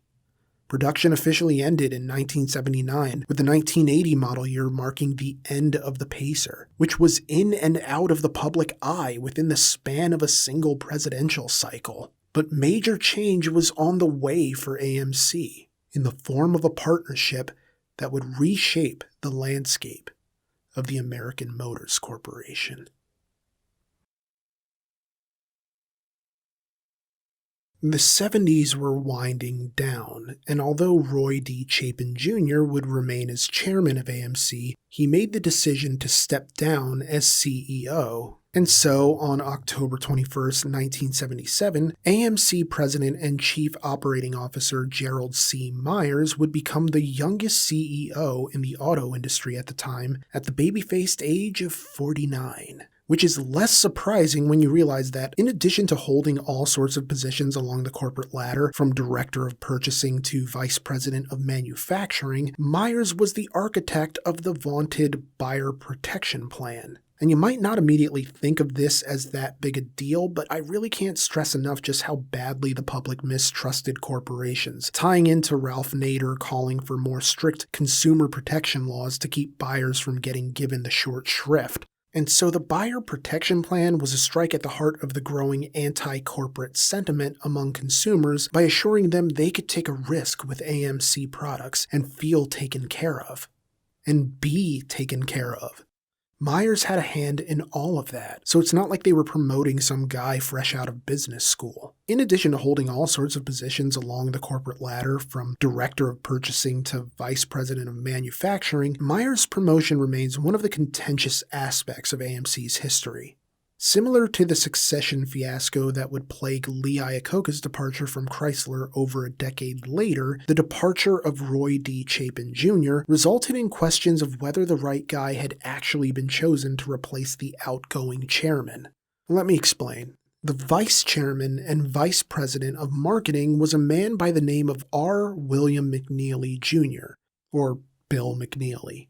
And some would argue he was every bit as vital to AMC's survival as Myers, particularly with regards to the game-changing warranties the company was offering. McNeely's son Scott, who would go on to co-found Sun Microsystems in 1982, would tell CNET in 2006 that his father, quote, pioneered multi-year warranties in the car business, leveraged the fuel crisis of the early 70s by featuring AMC's compact car lines, and drove the acquisition of Jeep, which was one of the best ever acquisitions in the car business. End quote. And you know, that latter point isn't too far off the mark, even overlooking the bias of a man talking about his father. Or me talking about AMC. You see, Americans in the 70s did want their fuel-efficient cars, emphasis on cars, because trucks and SUVs were held to a different standard. People didn't really care if they were good on gas or not because nobody really expected them to be. And this is where the profit for Jeep was hiding. As AMC sales declined, Jeep sales increased alongside its considerably bigger profit margins. McNeely had every intention of capitalizing on this, cutting bait on the unprofitable attempts at mass market appeal for the AMC fleet and instead pivoting towards the niche market. Because, let's remember, this was essentially AMC's entire business model in the early going. Do what other people weren't doing yet and do it better, even if it wasn't in tune with the cultural moment. The SUV market in the 70s could have done for AMC what the compact car segment did for them in the 1950s, because, at least in theory, it's better to have a huge piece of a smaller market than a small piece of an even bigger market. Find the place where you have the least direct competition and grow your market there. AMC could have focused on developing Jeep to get ahead of the eventual rise of these sports utility offerings, but the window of opportunity was incredibly small. And by the time of the second oil crisis in 1979, Jeep sales finally began to take a hit. Bill McNeely was a guy who could have been another George Romney, but taken to the farthest possible extreme. Rather than simply focusing on compact cars that made them money in the past, McNeely was a big proponent of the Jeep brand, to the point of exclusion to everything else. This isn't to say that McNeely would have put the kibosh on selling any cars at all, but perhaps a reduced fleet of cars and a more dedicated emphasis on the Jeep brand could have been the cure for what ailed. But a corporate restructuring resulted in the departure of Bill McNeely in 1977. It's all detailed in a Washington Post article dated November 19, 1977. AMC would post its first full year of profitability since 1974, numbering some $8.3 million, yet it would come as certain executives were shown the door and others choosing to walk through it.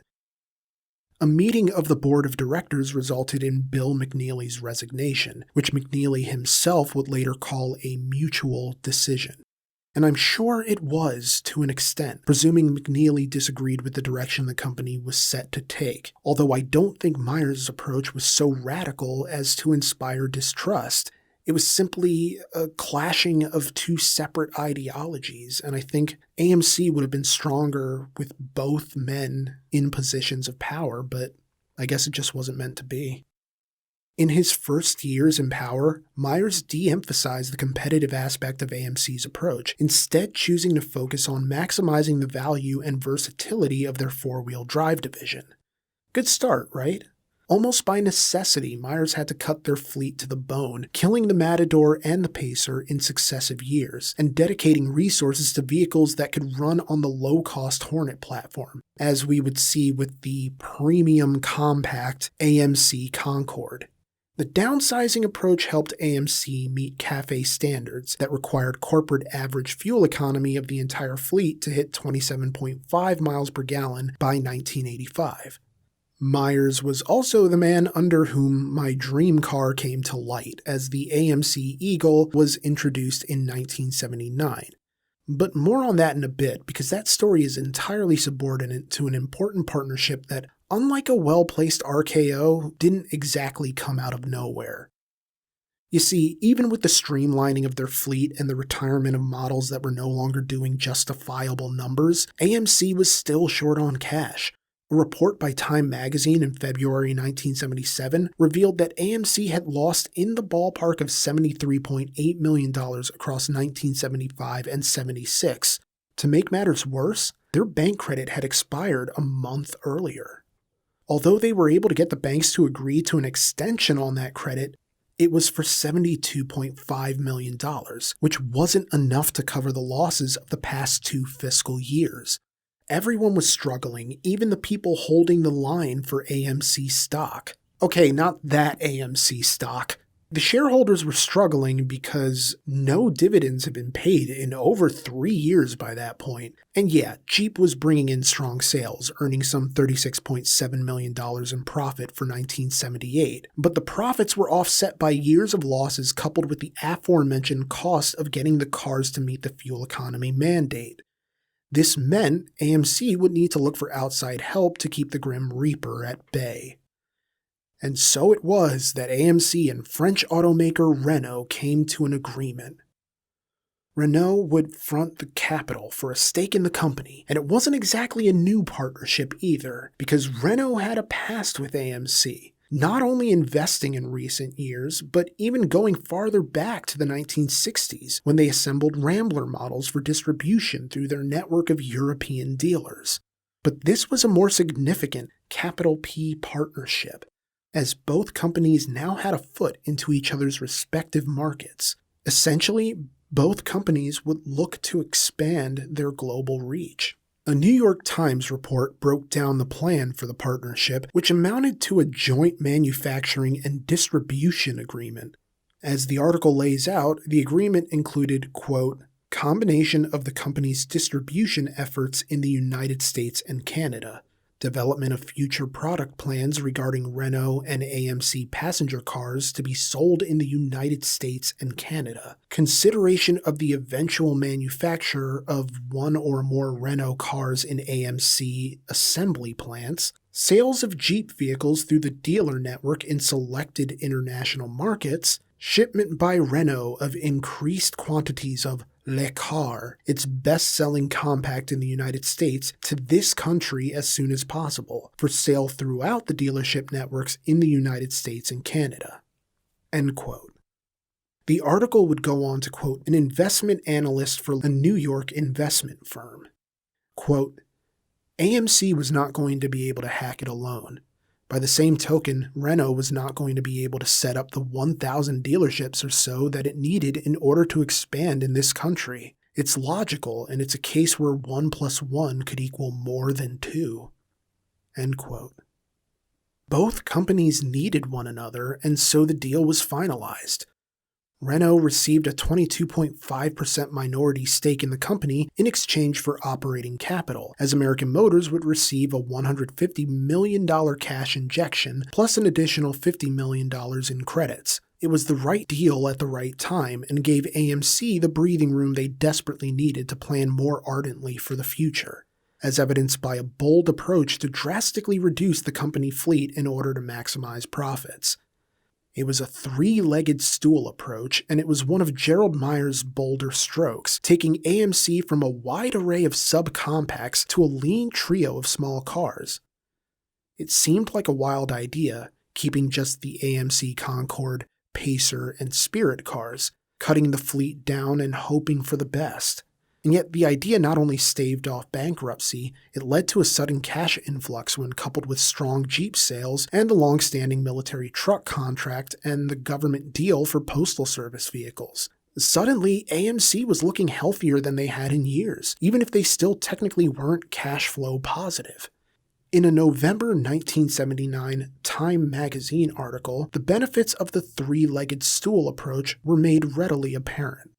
Quote, "Last week, like proud parents of a sickly child who suddenly won the Bantam Championship, AMC announced that profits more than doubled to a record $83.9 million on sales of $3.1 billion for the fiscal year ended in September.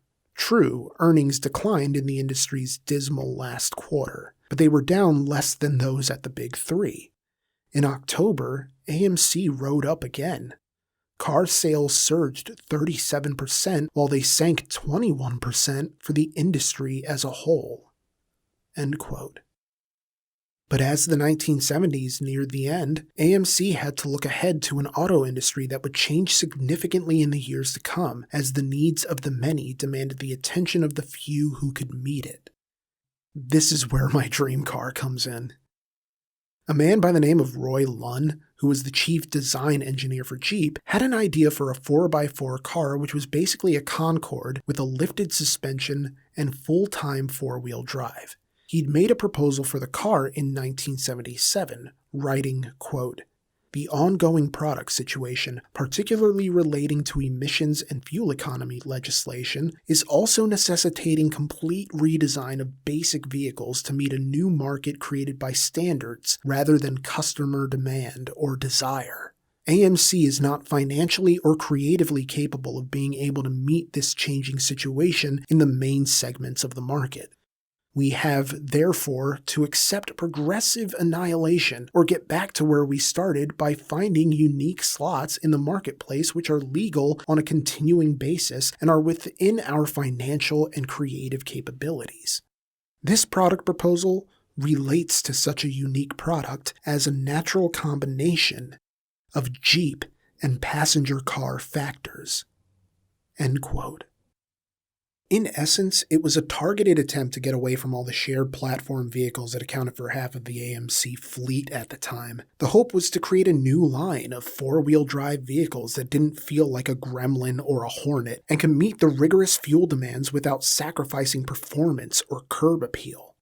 Of course, this was a company that generally wasn't in the business of making new products from whole cloth, instead opting for using what they already had to make something that could fill whatever hole in the market they could find.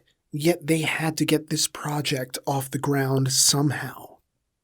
Author Doug Shepard recounts in his article, The Egg, Development of the AMC Eagle, quote, "Project 8001+4 was the designation given by Lunn for a line of four-wheel drive vehicles with the ride and handling conventions of a standard rear-wheel drive car.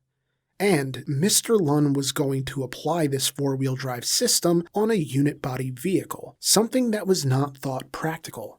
Up until now, all US-built four-wheel drive vehicles were of the standard body-on-frame construction.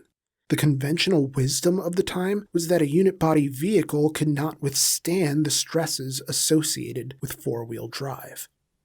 End quote. Yet Lunn persisted, which led to FF Development being hired by AMC to help with constructing the prototype in February 1977.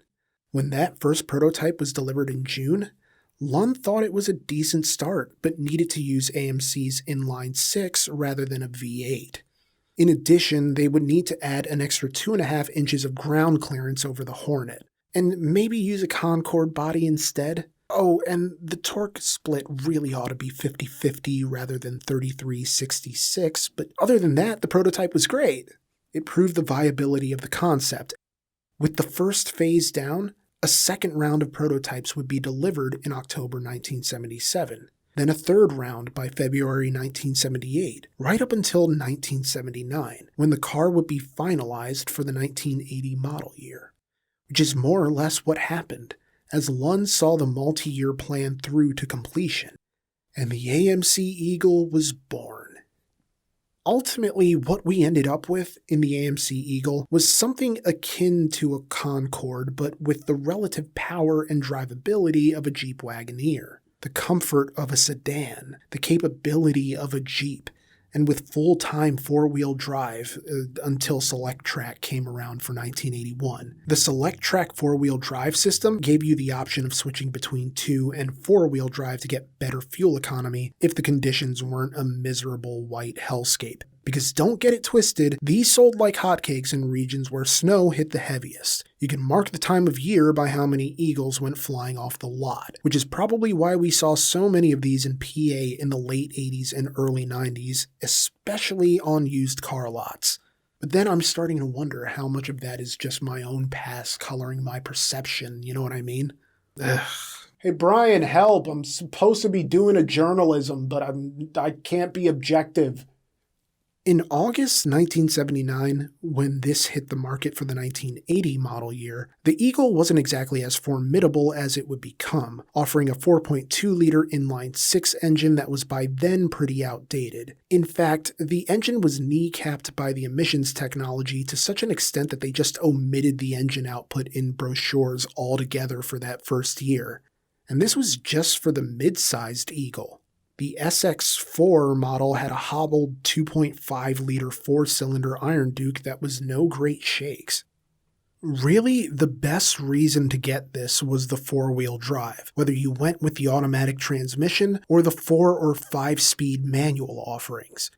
As a 1979 Newsweek article noted, these were the only four-wheel drive passenger vehicles being produced domestically at the time, and for the most part they were built to last through as many winters as regular, attentive maintenance would allow. So the Eagle was an attractive option to weather-battered regions, particularly due to AMC's famous affordability, particularly when coupled with their extensive warranties, at least for the time.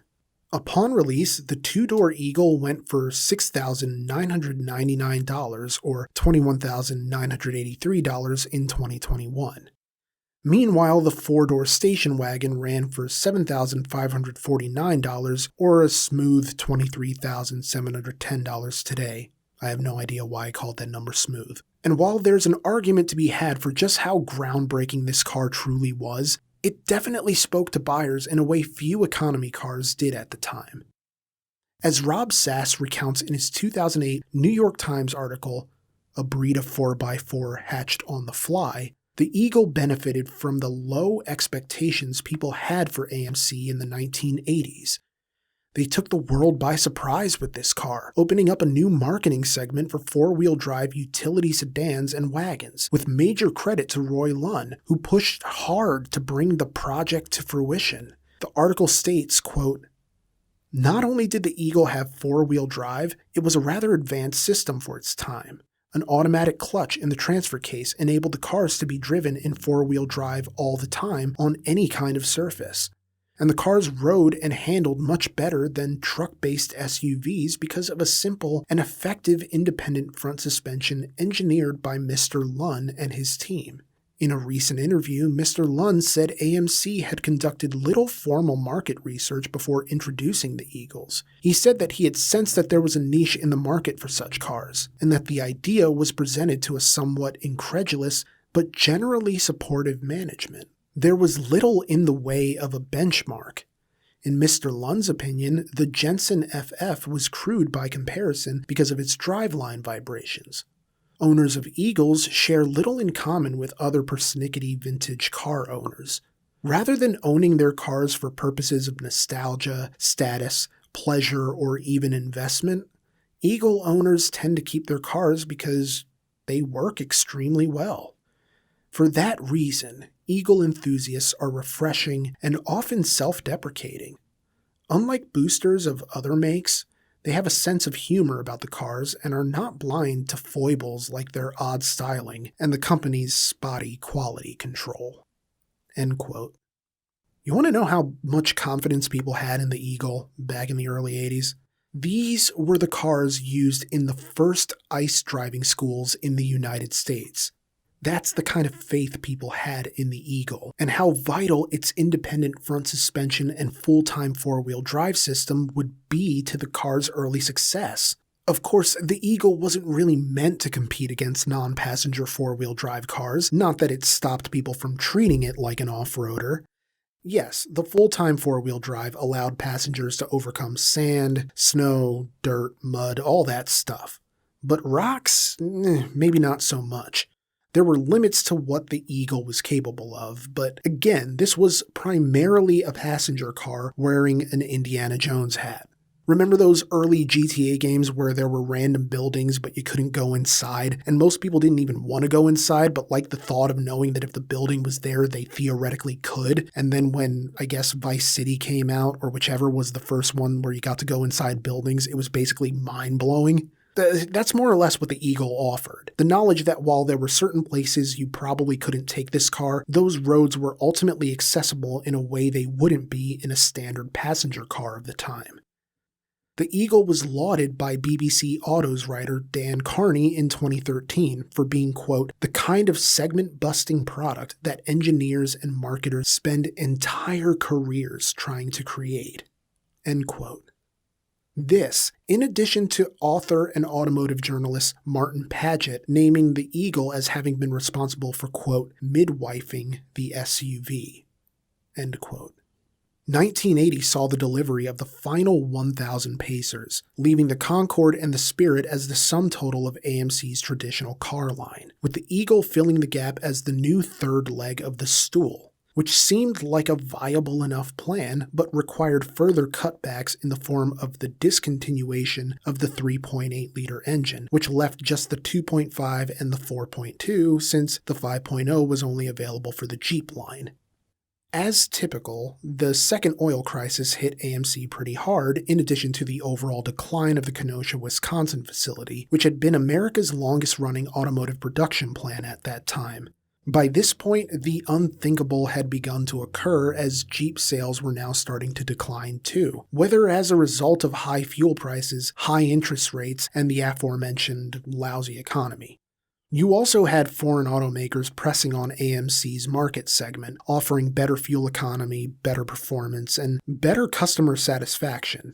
AMC was in a rough spot, but they'd managed to get their backs off the wall one way or the other. But this time was different, because in 1980, AMC had gone to the banks for a loan, but the banks said no. And they weren't getting bailed out like Chrysler, so they had to turn, once again, to Renault to come save their bacon. This time for a loan of some $90 million, which wasn't an easy sell at first until AMC told their shareholders that due to their plummeting slice of the domestic market, totaling roughly 1.7% along with a drop in quarterly sales, the options were either Renault or bankruptcy. The shareholders had to approve the plan because this time Renault wanted controlling interest, which meant they would have the freedom to get buck wild when it came to installing their own people in executive positions, as was their right as the new majority shareholders. The deal went through on December 16, 1980, at which point Renault's former treasurer, a man named Jean-Marc Lepieux, became the new vice president for finance at AMC. Chairman and CEO Gerald Myers announced that Renault would construct all AMC cars moving forward, while AMC would take care of the Jeep and Eagle product lines.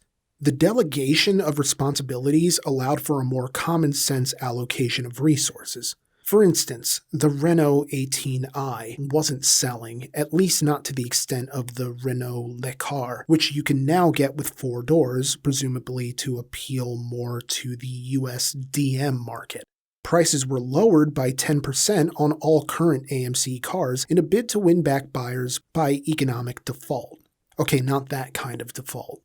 And it was a decent enough idea, I guess, not unlike Gerald Meyer's 3-legged stool approach. And no, not that kind of stool. And yet, despite having signed a new 4-year deal after the Renault merger, Gerald Myers decided to leave AMC in January 1982. Former company president W. Paul Tippett Jr. took Myers' place as chairman and CEO, while longtime Renault manager Jose de Duerwater ascended to the presidency of AMC. Oh my gosh, I probably pronounced that name. I butchered it. Yeah, I tried to find places online and there were way too many conflicting pronunciations, so I just went with one. Apologies if that's your last name and I butchered it. The sudden change in leadership didn't instill loads of confidence in the dealer network, as AMC had to prevent them from bailing altogether. They did this with vague promises of a new AMC Renault car that would blow away the competition, and other customer-friendly AMC exclusives like the old buyer protection plan, the new Ziebart rust protection, and a new Borg-Warner 5-speed that would increase fuel economy significantly when paired with the 4-cylinder engine. AMC also moved to create a smaller Eagle based on the Spirit in the form of the SX4 and the Eagle Camback. The Eagle also offered select drive part-time all-wheel drive to improve fuel consumption. The Eagle had been a vital component to the AMC lineup, but its sales figures bumped around like a Super Bowl during the early 1980s. For the 1980 model year, the Eagle moved 32,641 units, before rising to 43,221 units for the 1981 model year. But sales saw a gradual decline over the years that followed, with 35,209 units for 1982, 31,207 units for 1983, and a sudden precipitous drop to 20,654 units in 1984. The size of the drop could be chalked up to AMC trimming down the Eagle line over time. For instance, 1983 was the final year for the Eagle SX4, while 1984 saw the elimination of options, body styles, and engines, and while I could probably list off every single thing that changed, let it simply suffice to say that AMC's priorities were elsewhere and the Eagle suffered for it. I mean, when you compare it to some of the sales figures that models in the 1970s were doing for AMC, reading some of these numbers was really a big eye-opener for me.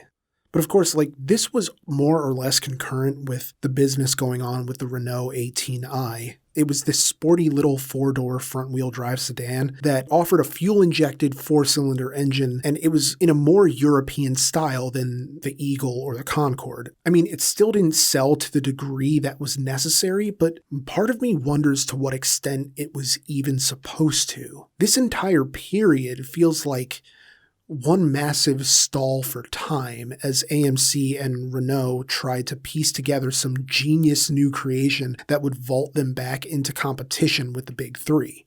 I mean, there was the Fuego, the sports coupe meant to battle the Celicas and 300ZXs and Stereons of the world. And over the course of the 6-year lifespan that the Fuego was active, 265,367 units were produced. But a high production volume doesn't always equate to high demand or even modest sales.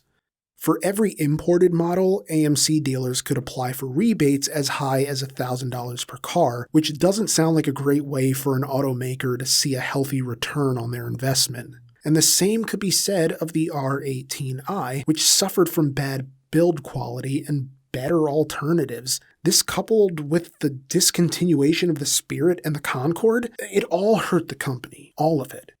But not as badly as the sale of AM General, the continuously profitable division focused on producing government vehicles. Why did they sell it?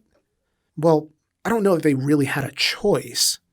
AMC turned to the French to bail them out only because the US government wouldn't, But now that AMC was partnered with a foreign automaker, the US government didn't like a French-owned company building their fleet vehicles, and so they essentially lost their military contracts. And it went beyond just being like a French automaker, because the French government also had a stake in Renault. So it was kind of an understandable conflict of interest, I suppose, with regards to military contracts. Thus, AMC Renault had to scramble even harder to come up with a product that could save the company. This is where the Renault Alliance enters the picture. The long-awaited collaborative effort between AMC and Renault was a fuel-injected, front-wheel drive subcompact with rack and pinion steering and a more appealing design to modern sensibilities. Not as divisively European as one would expect, but not so blandly American to turn off consumers wanting to gesture towards refinement. It was exactly the shot in the arm that AMC Renault so desperately needed, because it sold well when compared to the rest of their line, and the secret to its success in some regards was how innately European the Alliance really was. It was based on the popular Renault R9, which had won European Car of the Year honors in 1982 and Motor Trend Car of the Year in America for the 1983 model year, 20 years after the Rambler won that same award. It would go on to become one of the most popular cars in all of France, so it was the most natural car to retool for North America.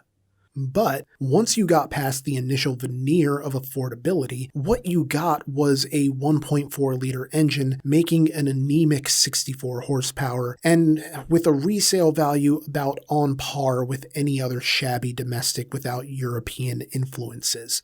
The overhead valve inline 4 was mounted transversely with throttle body fuel injection from the Le Car, and with a top speed of 89 miles per hour and a 0 to 60 time of 14.3 seconds, you weren't exactly going to be the envy of the cul-de-sac. Then again, you did have the potential to get up to 38 miles per gallon city and 61 highway, and the fully independent suspension and rack and pinion steering made for a reliable daily driver. So much so that AMC Renault spun the Alliance off into a hatchback called the Encore for 1984, followed by a soft-top convertible for 1985. The additional focus on research and design meant reallocation of financial resources, which is just a long way of saying AMC Renault had to build a new assembly plant in Brampton, Ontario, as the company petitioned the local and national governments of Canada for $100 million each to build the new plant, which was granted on the condition of the governments receiving a 1% royalty per vehicle manufactured at the assembly plant. The sum of $200 million Canadian that AMC Renault received balances out to about $501 million Canadian in 2021, which then converts to $394.7 million in America bucks today, but again, liberal arts major. When the building was completed, it cost $260 million in 1984, which I guess is around $651.8 million, so the loan certainly helped a lot, and the new facility was a huge upgrade, increasing production to 400 cars per shift. Combined with the efforts of the old Brampton plant and the Kenosha factory, AMC Renault was really cranking out vehicles at an unprecedented rate, which is great except for one problem. Although Jeep sales were recovering from their brief sales slump, they had once again become basically the only division consistently making any money. Essentially, fuel had gradually become cheaper, which prompted the public to take an unexpected turn away from the smaller, gas-sipping vehicles and back towards the largesse that typified American automotives prior to the oil crisis. Great news for people looking to buy a Jeep, less so for the rest of the product fleet. AMC Renault might have been able to weather this storm had their partnership begun earlier than it did. The higher the gas prices when Renault became the majority shareholder, the likelier it would have been that the European-inspired, fuel-sipping Renault Alliance could have been fast-tracked for the American market, with the full-size executive Renault Premier waiting on the other side of the divide once the fuel was cheap again. Because the Premier would have been a return to the age of Rambler American, at a time where America was actually ready to receive that style of car. and they could have been at the forefront of this relaunch. But needless to say, by the time the Premier launched for the 1988 model year, it was simply a good idea that came far too late to matter in any meaningful way. It was also one of the last cars Dick Teague designed prior to his retirement, and I think he did some of his best work, adapting the Renault 25 framework and Giorgetto Giugiaro's exterior styling concepts and blending them together with a more tech-forward design that brought driver controls close to the steering wheel and cruise control built into the steering wheel. The AMC Renault partnership was at a serious crossroads. When you put this much money into something, you almost feel compelled to stick it out. You've already invested so much, For all anyone knows, the entire ship could turn around tomorrow and you'll wish you'd held on just 1 week more. But not every company or individual has the luxury of taking the wait-and-see approach, not if they've been waiting a long time and seeing very little worth waiting any longer for. Which left the AMC Renault partnership in a tough spot, as they would have to look to an American automaker to give them a bit of a boost. But where would they turn?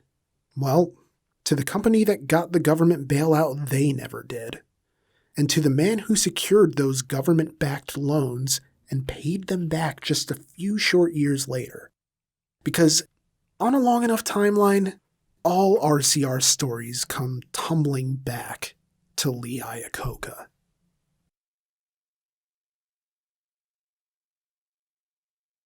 When you're in a tough spot, you hit up the K-car czar himself.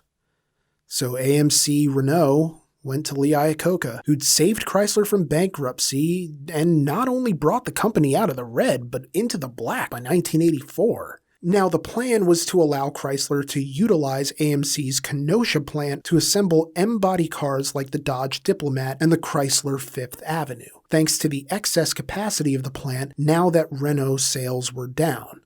At around the same time, Paul Tippett was on the way out, to be replaced by French executive Pierre Semerina, further hammering home how prominent Renault had become in this partnership, mostly by necessity. If AMC could have done it alone, I'm sure they would have, but that just wasn't meant to be. Semerina sold off the Wheelhorse Products division, a little-known lawn care segment of the company, in order to increase capital for new projects. This, while also signing a deal with China to build Jeeps, because money is money and it's better than going broke, I guess. For better or worse, these were the necessary moves if the French wanted to salvage any part of their AMC partnership. But as Captain Jean-Luc Picard once said, you can make all the right moves and still lose. That's just life. Which is not to say that Renault made all the right moves, but rather to state that even if they had, the die was already cast in some regards. The fate of the AMC Renault partnership would ultimately be decided by an event that had almost nothing to do with the automotive side of things. A tragedy beyond anyone's ability to control or predict. One of the reasons the AMC Renault partnership was at such a crossroads was because Renault itself was struggling back in France, hurt not only by the iffy sales of their domestics, but by their own investment in AMC, which didn't benefit the French automaker nearly as much as they had hoped. And since Renault was partially owned and controlled by the French government, sinking money into a failing US automaker basically represented a political quagmire. And even with the loan from the Canadians, Renault was still on the hook for the construction of the second Brampton plant, now known as the Bramalea Assembly.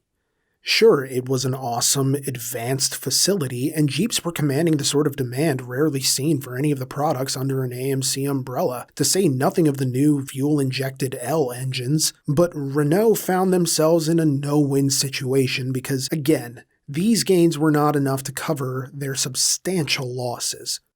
The only option left was to sell in the hopes of recouping something from this ill-advised American venture.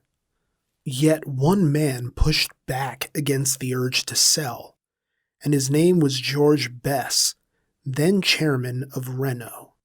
Bess wanted to stick it out with AMC as a way to assure the future of Renault in North America, In his eyes, it was basically only a matter of time until AMC started to see an increase in profits due to the increased output of the Bromley assembly and the surge in demand for Jeep products, in particular the downsized 1984 Jeep XJ Cherokee and Wagoneer. Proof that AMC still had the potential to crank out cars that could excite the public, even as numbers were taking a tumble. Even if Renault was doing hit-or-miss business at home, there was still a possibility that success in North America could lead to an international brand resurgence. If nothing else, Bess seemed determined to see it through, especially after he took drastic measures to improve Renault's financial situation back at home.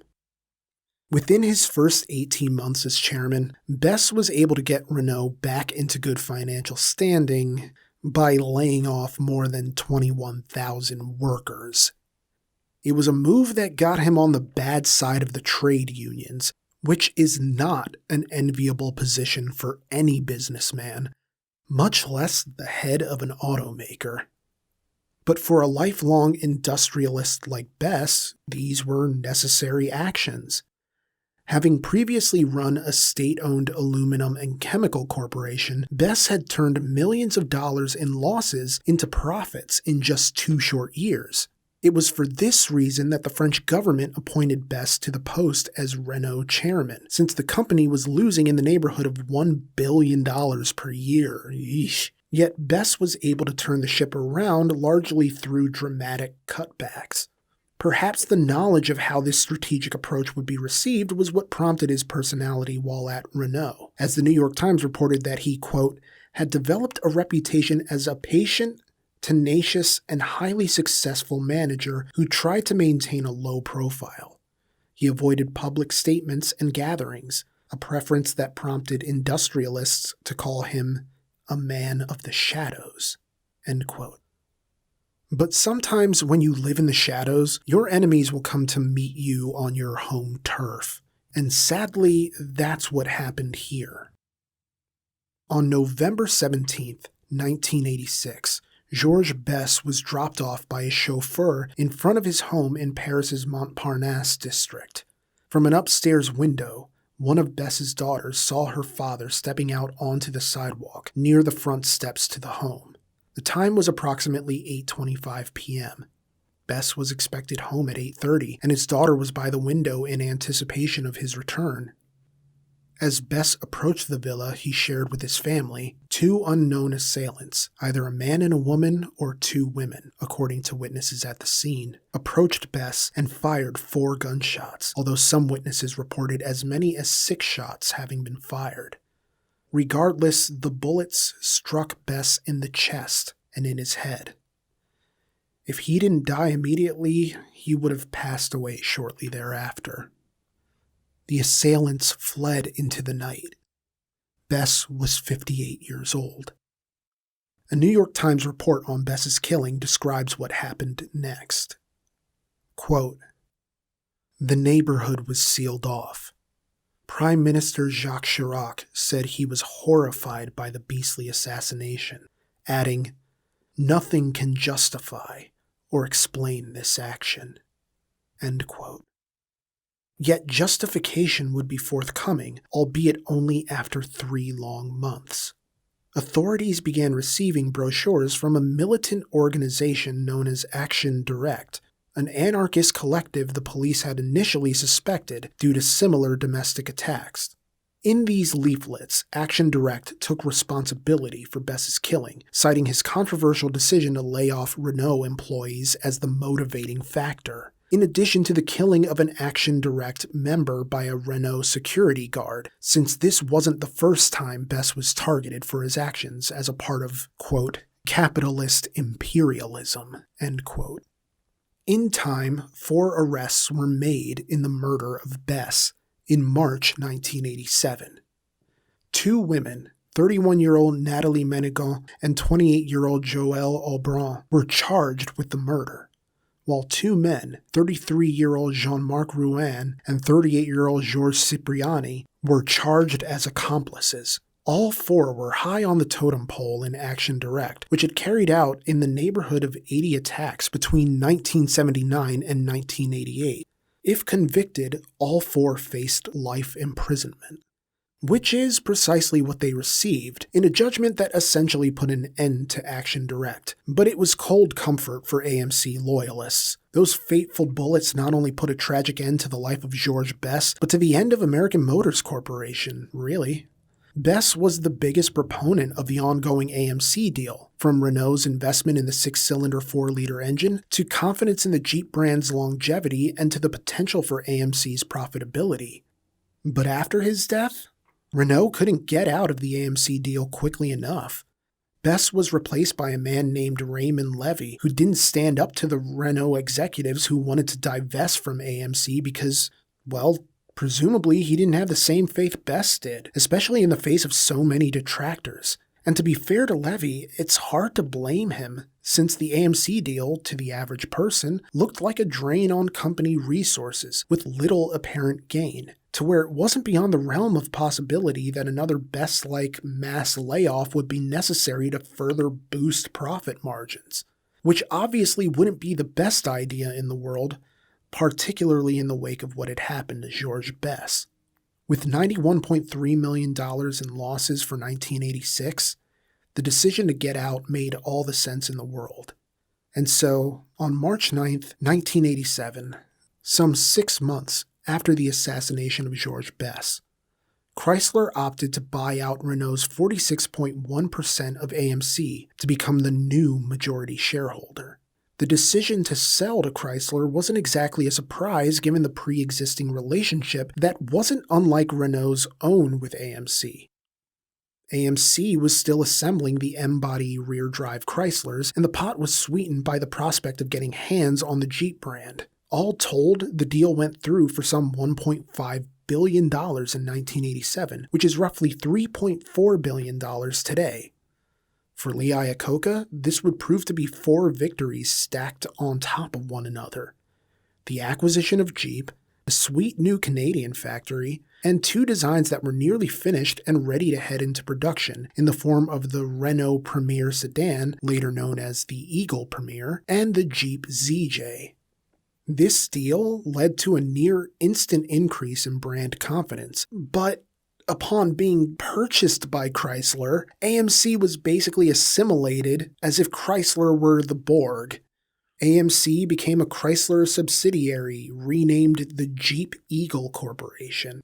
The Jeep ZJ Grand Cherokee was one of the vehicles Chrysler was most eager to get out to the public, and the company was similarly eager to utilize the valuable dealer network that would shore up the Chrysler's distribution pretty much overnight, since every car on an AMC dealership lot was now a Chrysler product, for better or worse. However, state franchise laws limited Chrysler to 3 dealer organizations, in addition to barring Chrysler from selling their own products through AMC dealers, even though, once again, AMC products were basically Chrysler products now.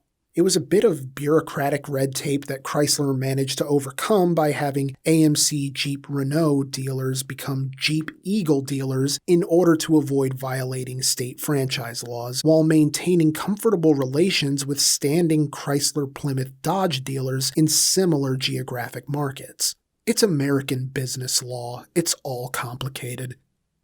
Suddenly, with Eagle being upgraded from a model to a brand, Renault products were given the axe and rebadged as Eagles, such as the Eagle Premier, Eagle Medallion, and, well, the Eagle Wagon. Of course, none of this was really sustainable long-term when you consider Chrysler was already taking vehicles from Jeep Eagle and doing badge engineering as part of other partnerships they had made in the interim. The Eagle Talon is a car I'd love to get my hands on, but it was basically a poor man's Mitsubishi Eclipse running on the Chrysler D platform and produced by the Diamond Star Motors partnership between Chrysler and Mitsubishi. It was stylish and sporty for its time, but there was no meaningful difference between the Talon, the Eclipse, and the similar Plymouth Laser, which all used the same engine and transmission options. It just didn't inspire a whole lot of enthusiasm from the buying public, even despite making Car and Driver's 10 Best list. Now, the Jeep division did well, bolstered by George Romney-like ads from Lee Iacocca, promising to maintain the brand for the U.S. domestic market. But Eagle sales fell behind Chrysler, Dodge, and even Plymouth models to where the Jeep Eagle subsidiary no longer made sense. On March 29, 1990, the Jeep Eagle Corporation was fully merged with Chrysler. Although the Eagle brand would continue for another 7 years, it was retired once Chrysler entered into a merger of their own with Daimler-Benz, and thus was the end of American Motors Corporation. But by then, the spirit of AMC, no pun intended, had been dead for at least 3 years, with the last true AMC cars being the 1988 Eagle wagons, built in Canada in 1987. These were the last cars containing all the proper logos and badging on the various trim pieces throughout. And man, I would love to get my hands on one. It's almost kind of anticlimactic given everything we went through to get here, from the consortium of businessmen getting into the auto industry, to the sinking of the Lusitania prompting one man to sell his father's company, all the way through to mergers, product acquisitions, iconic cars and outright flops, right down to a politically motivated assassination by an anarchist group smothering the second wind of an automaker that arguably deserved a fairer shake than it got in its own country. But who's really to say just how fair AMC's reception was, even in its best years? If it had appealed to more people, it would still be around, one would think. Which, unfortunately, suggests a flaw in AMC that couldn't be reconciled with the demands of its era, thereby preventing it from surviving past that period. And yes, in a Jean-Luc Picard way, you can make every right move and still lose. But at some point, even us AMC enthusiasts can't point fingers to external factors for everything. Yeah, it'd be easier to blame the government for not bailing out AMC like they did Chrysler, or GM for bailing on the Wankel engine AMC had made the deal to utilize, or Renault for not continuing to fund the company indefinitely. But ultimately, the buck stops with AMC. As George Romney told his employees in 1955, it was they who were responsible for the company, for its success, for its failures, for its survival, even if ultimately they weren't the ones directly responsible for shutting off all the lights.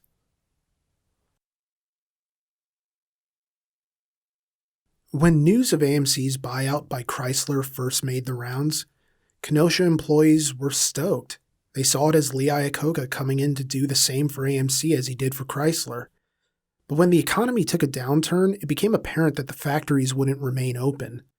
It was a tragedy in some respects because we often say that hard work is rewarded, and good work even more so. And the Kenosha plant had the lowest number of defects per car of any plant in the country.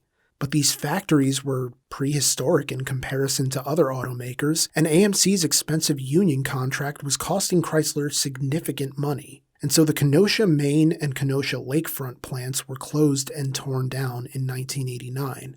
And while the Kenosha engine plant stayed open, where the Jeep 4.0 and countless other Chrysler engines were built until 2011, it was no comfort to those who lost their jobs in the wake of the Chrysler buyout.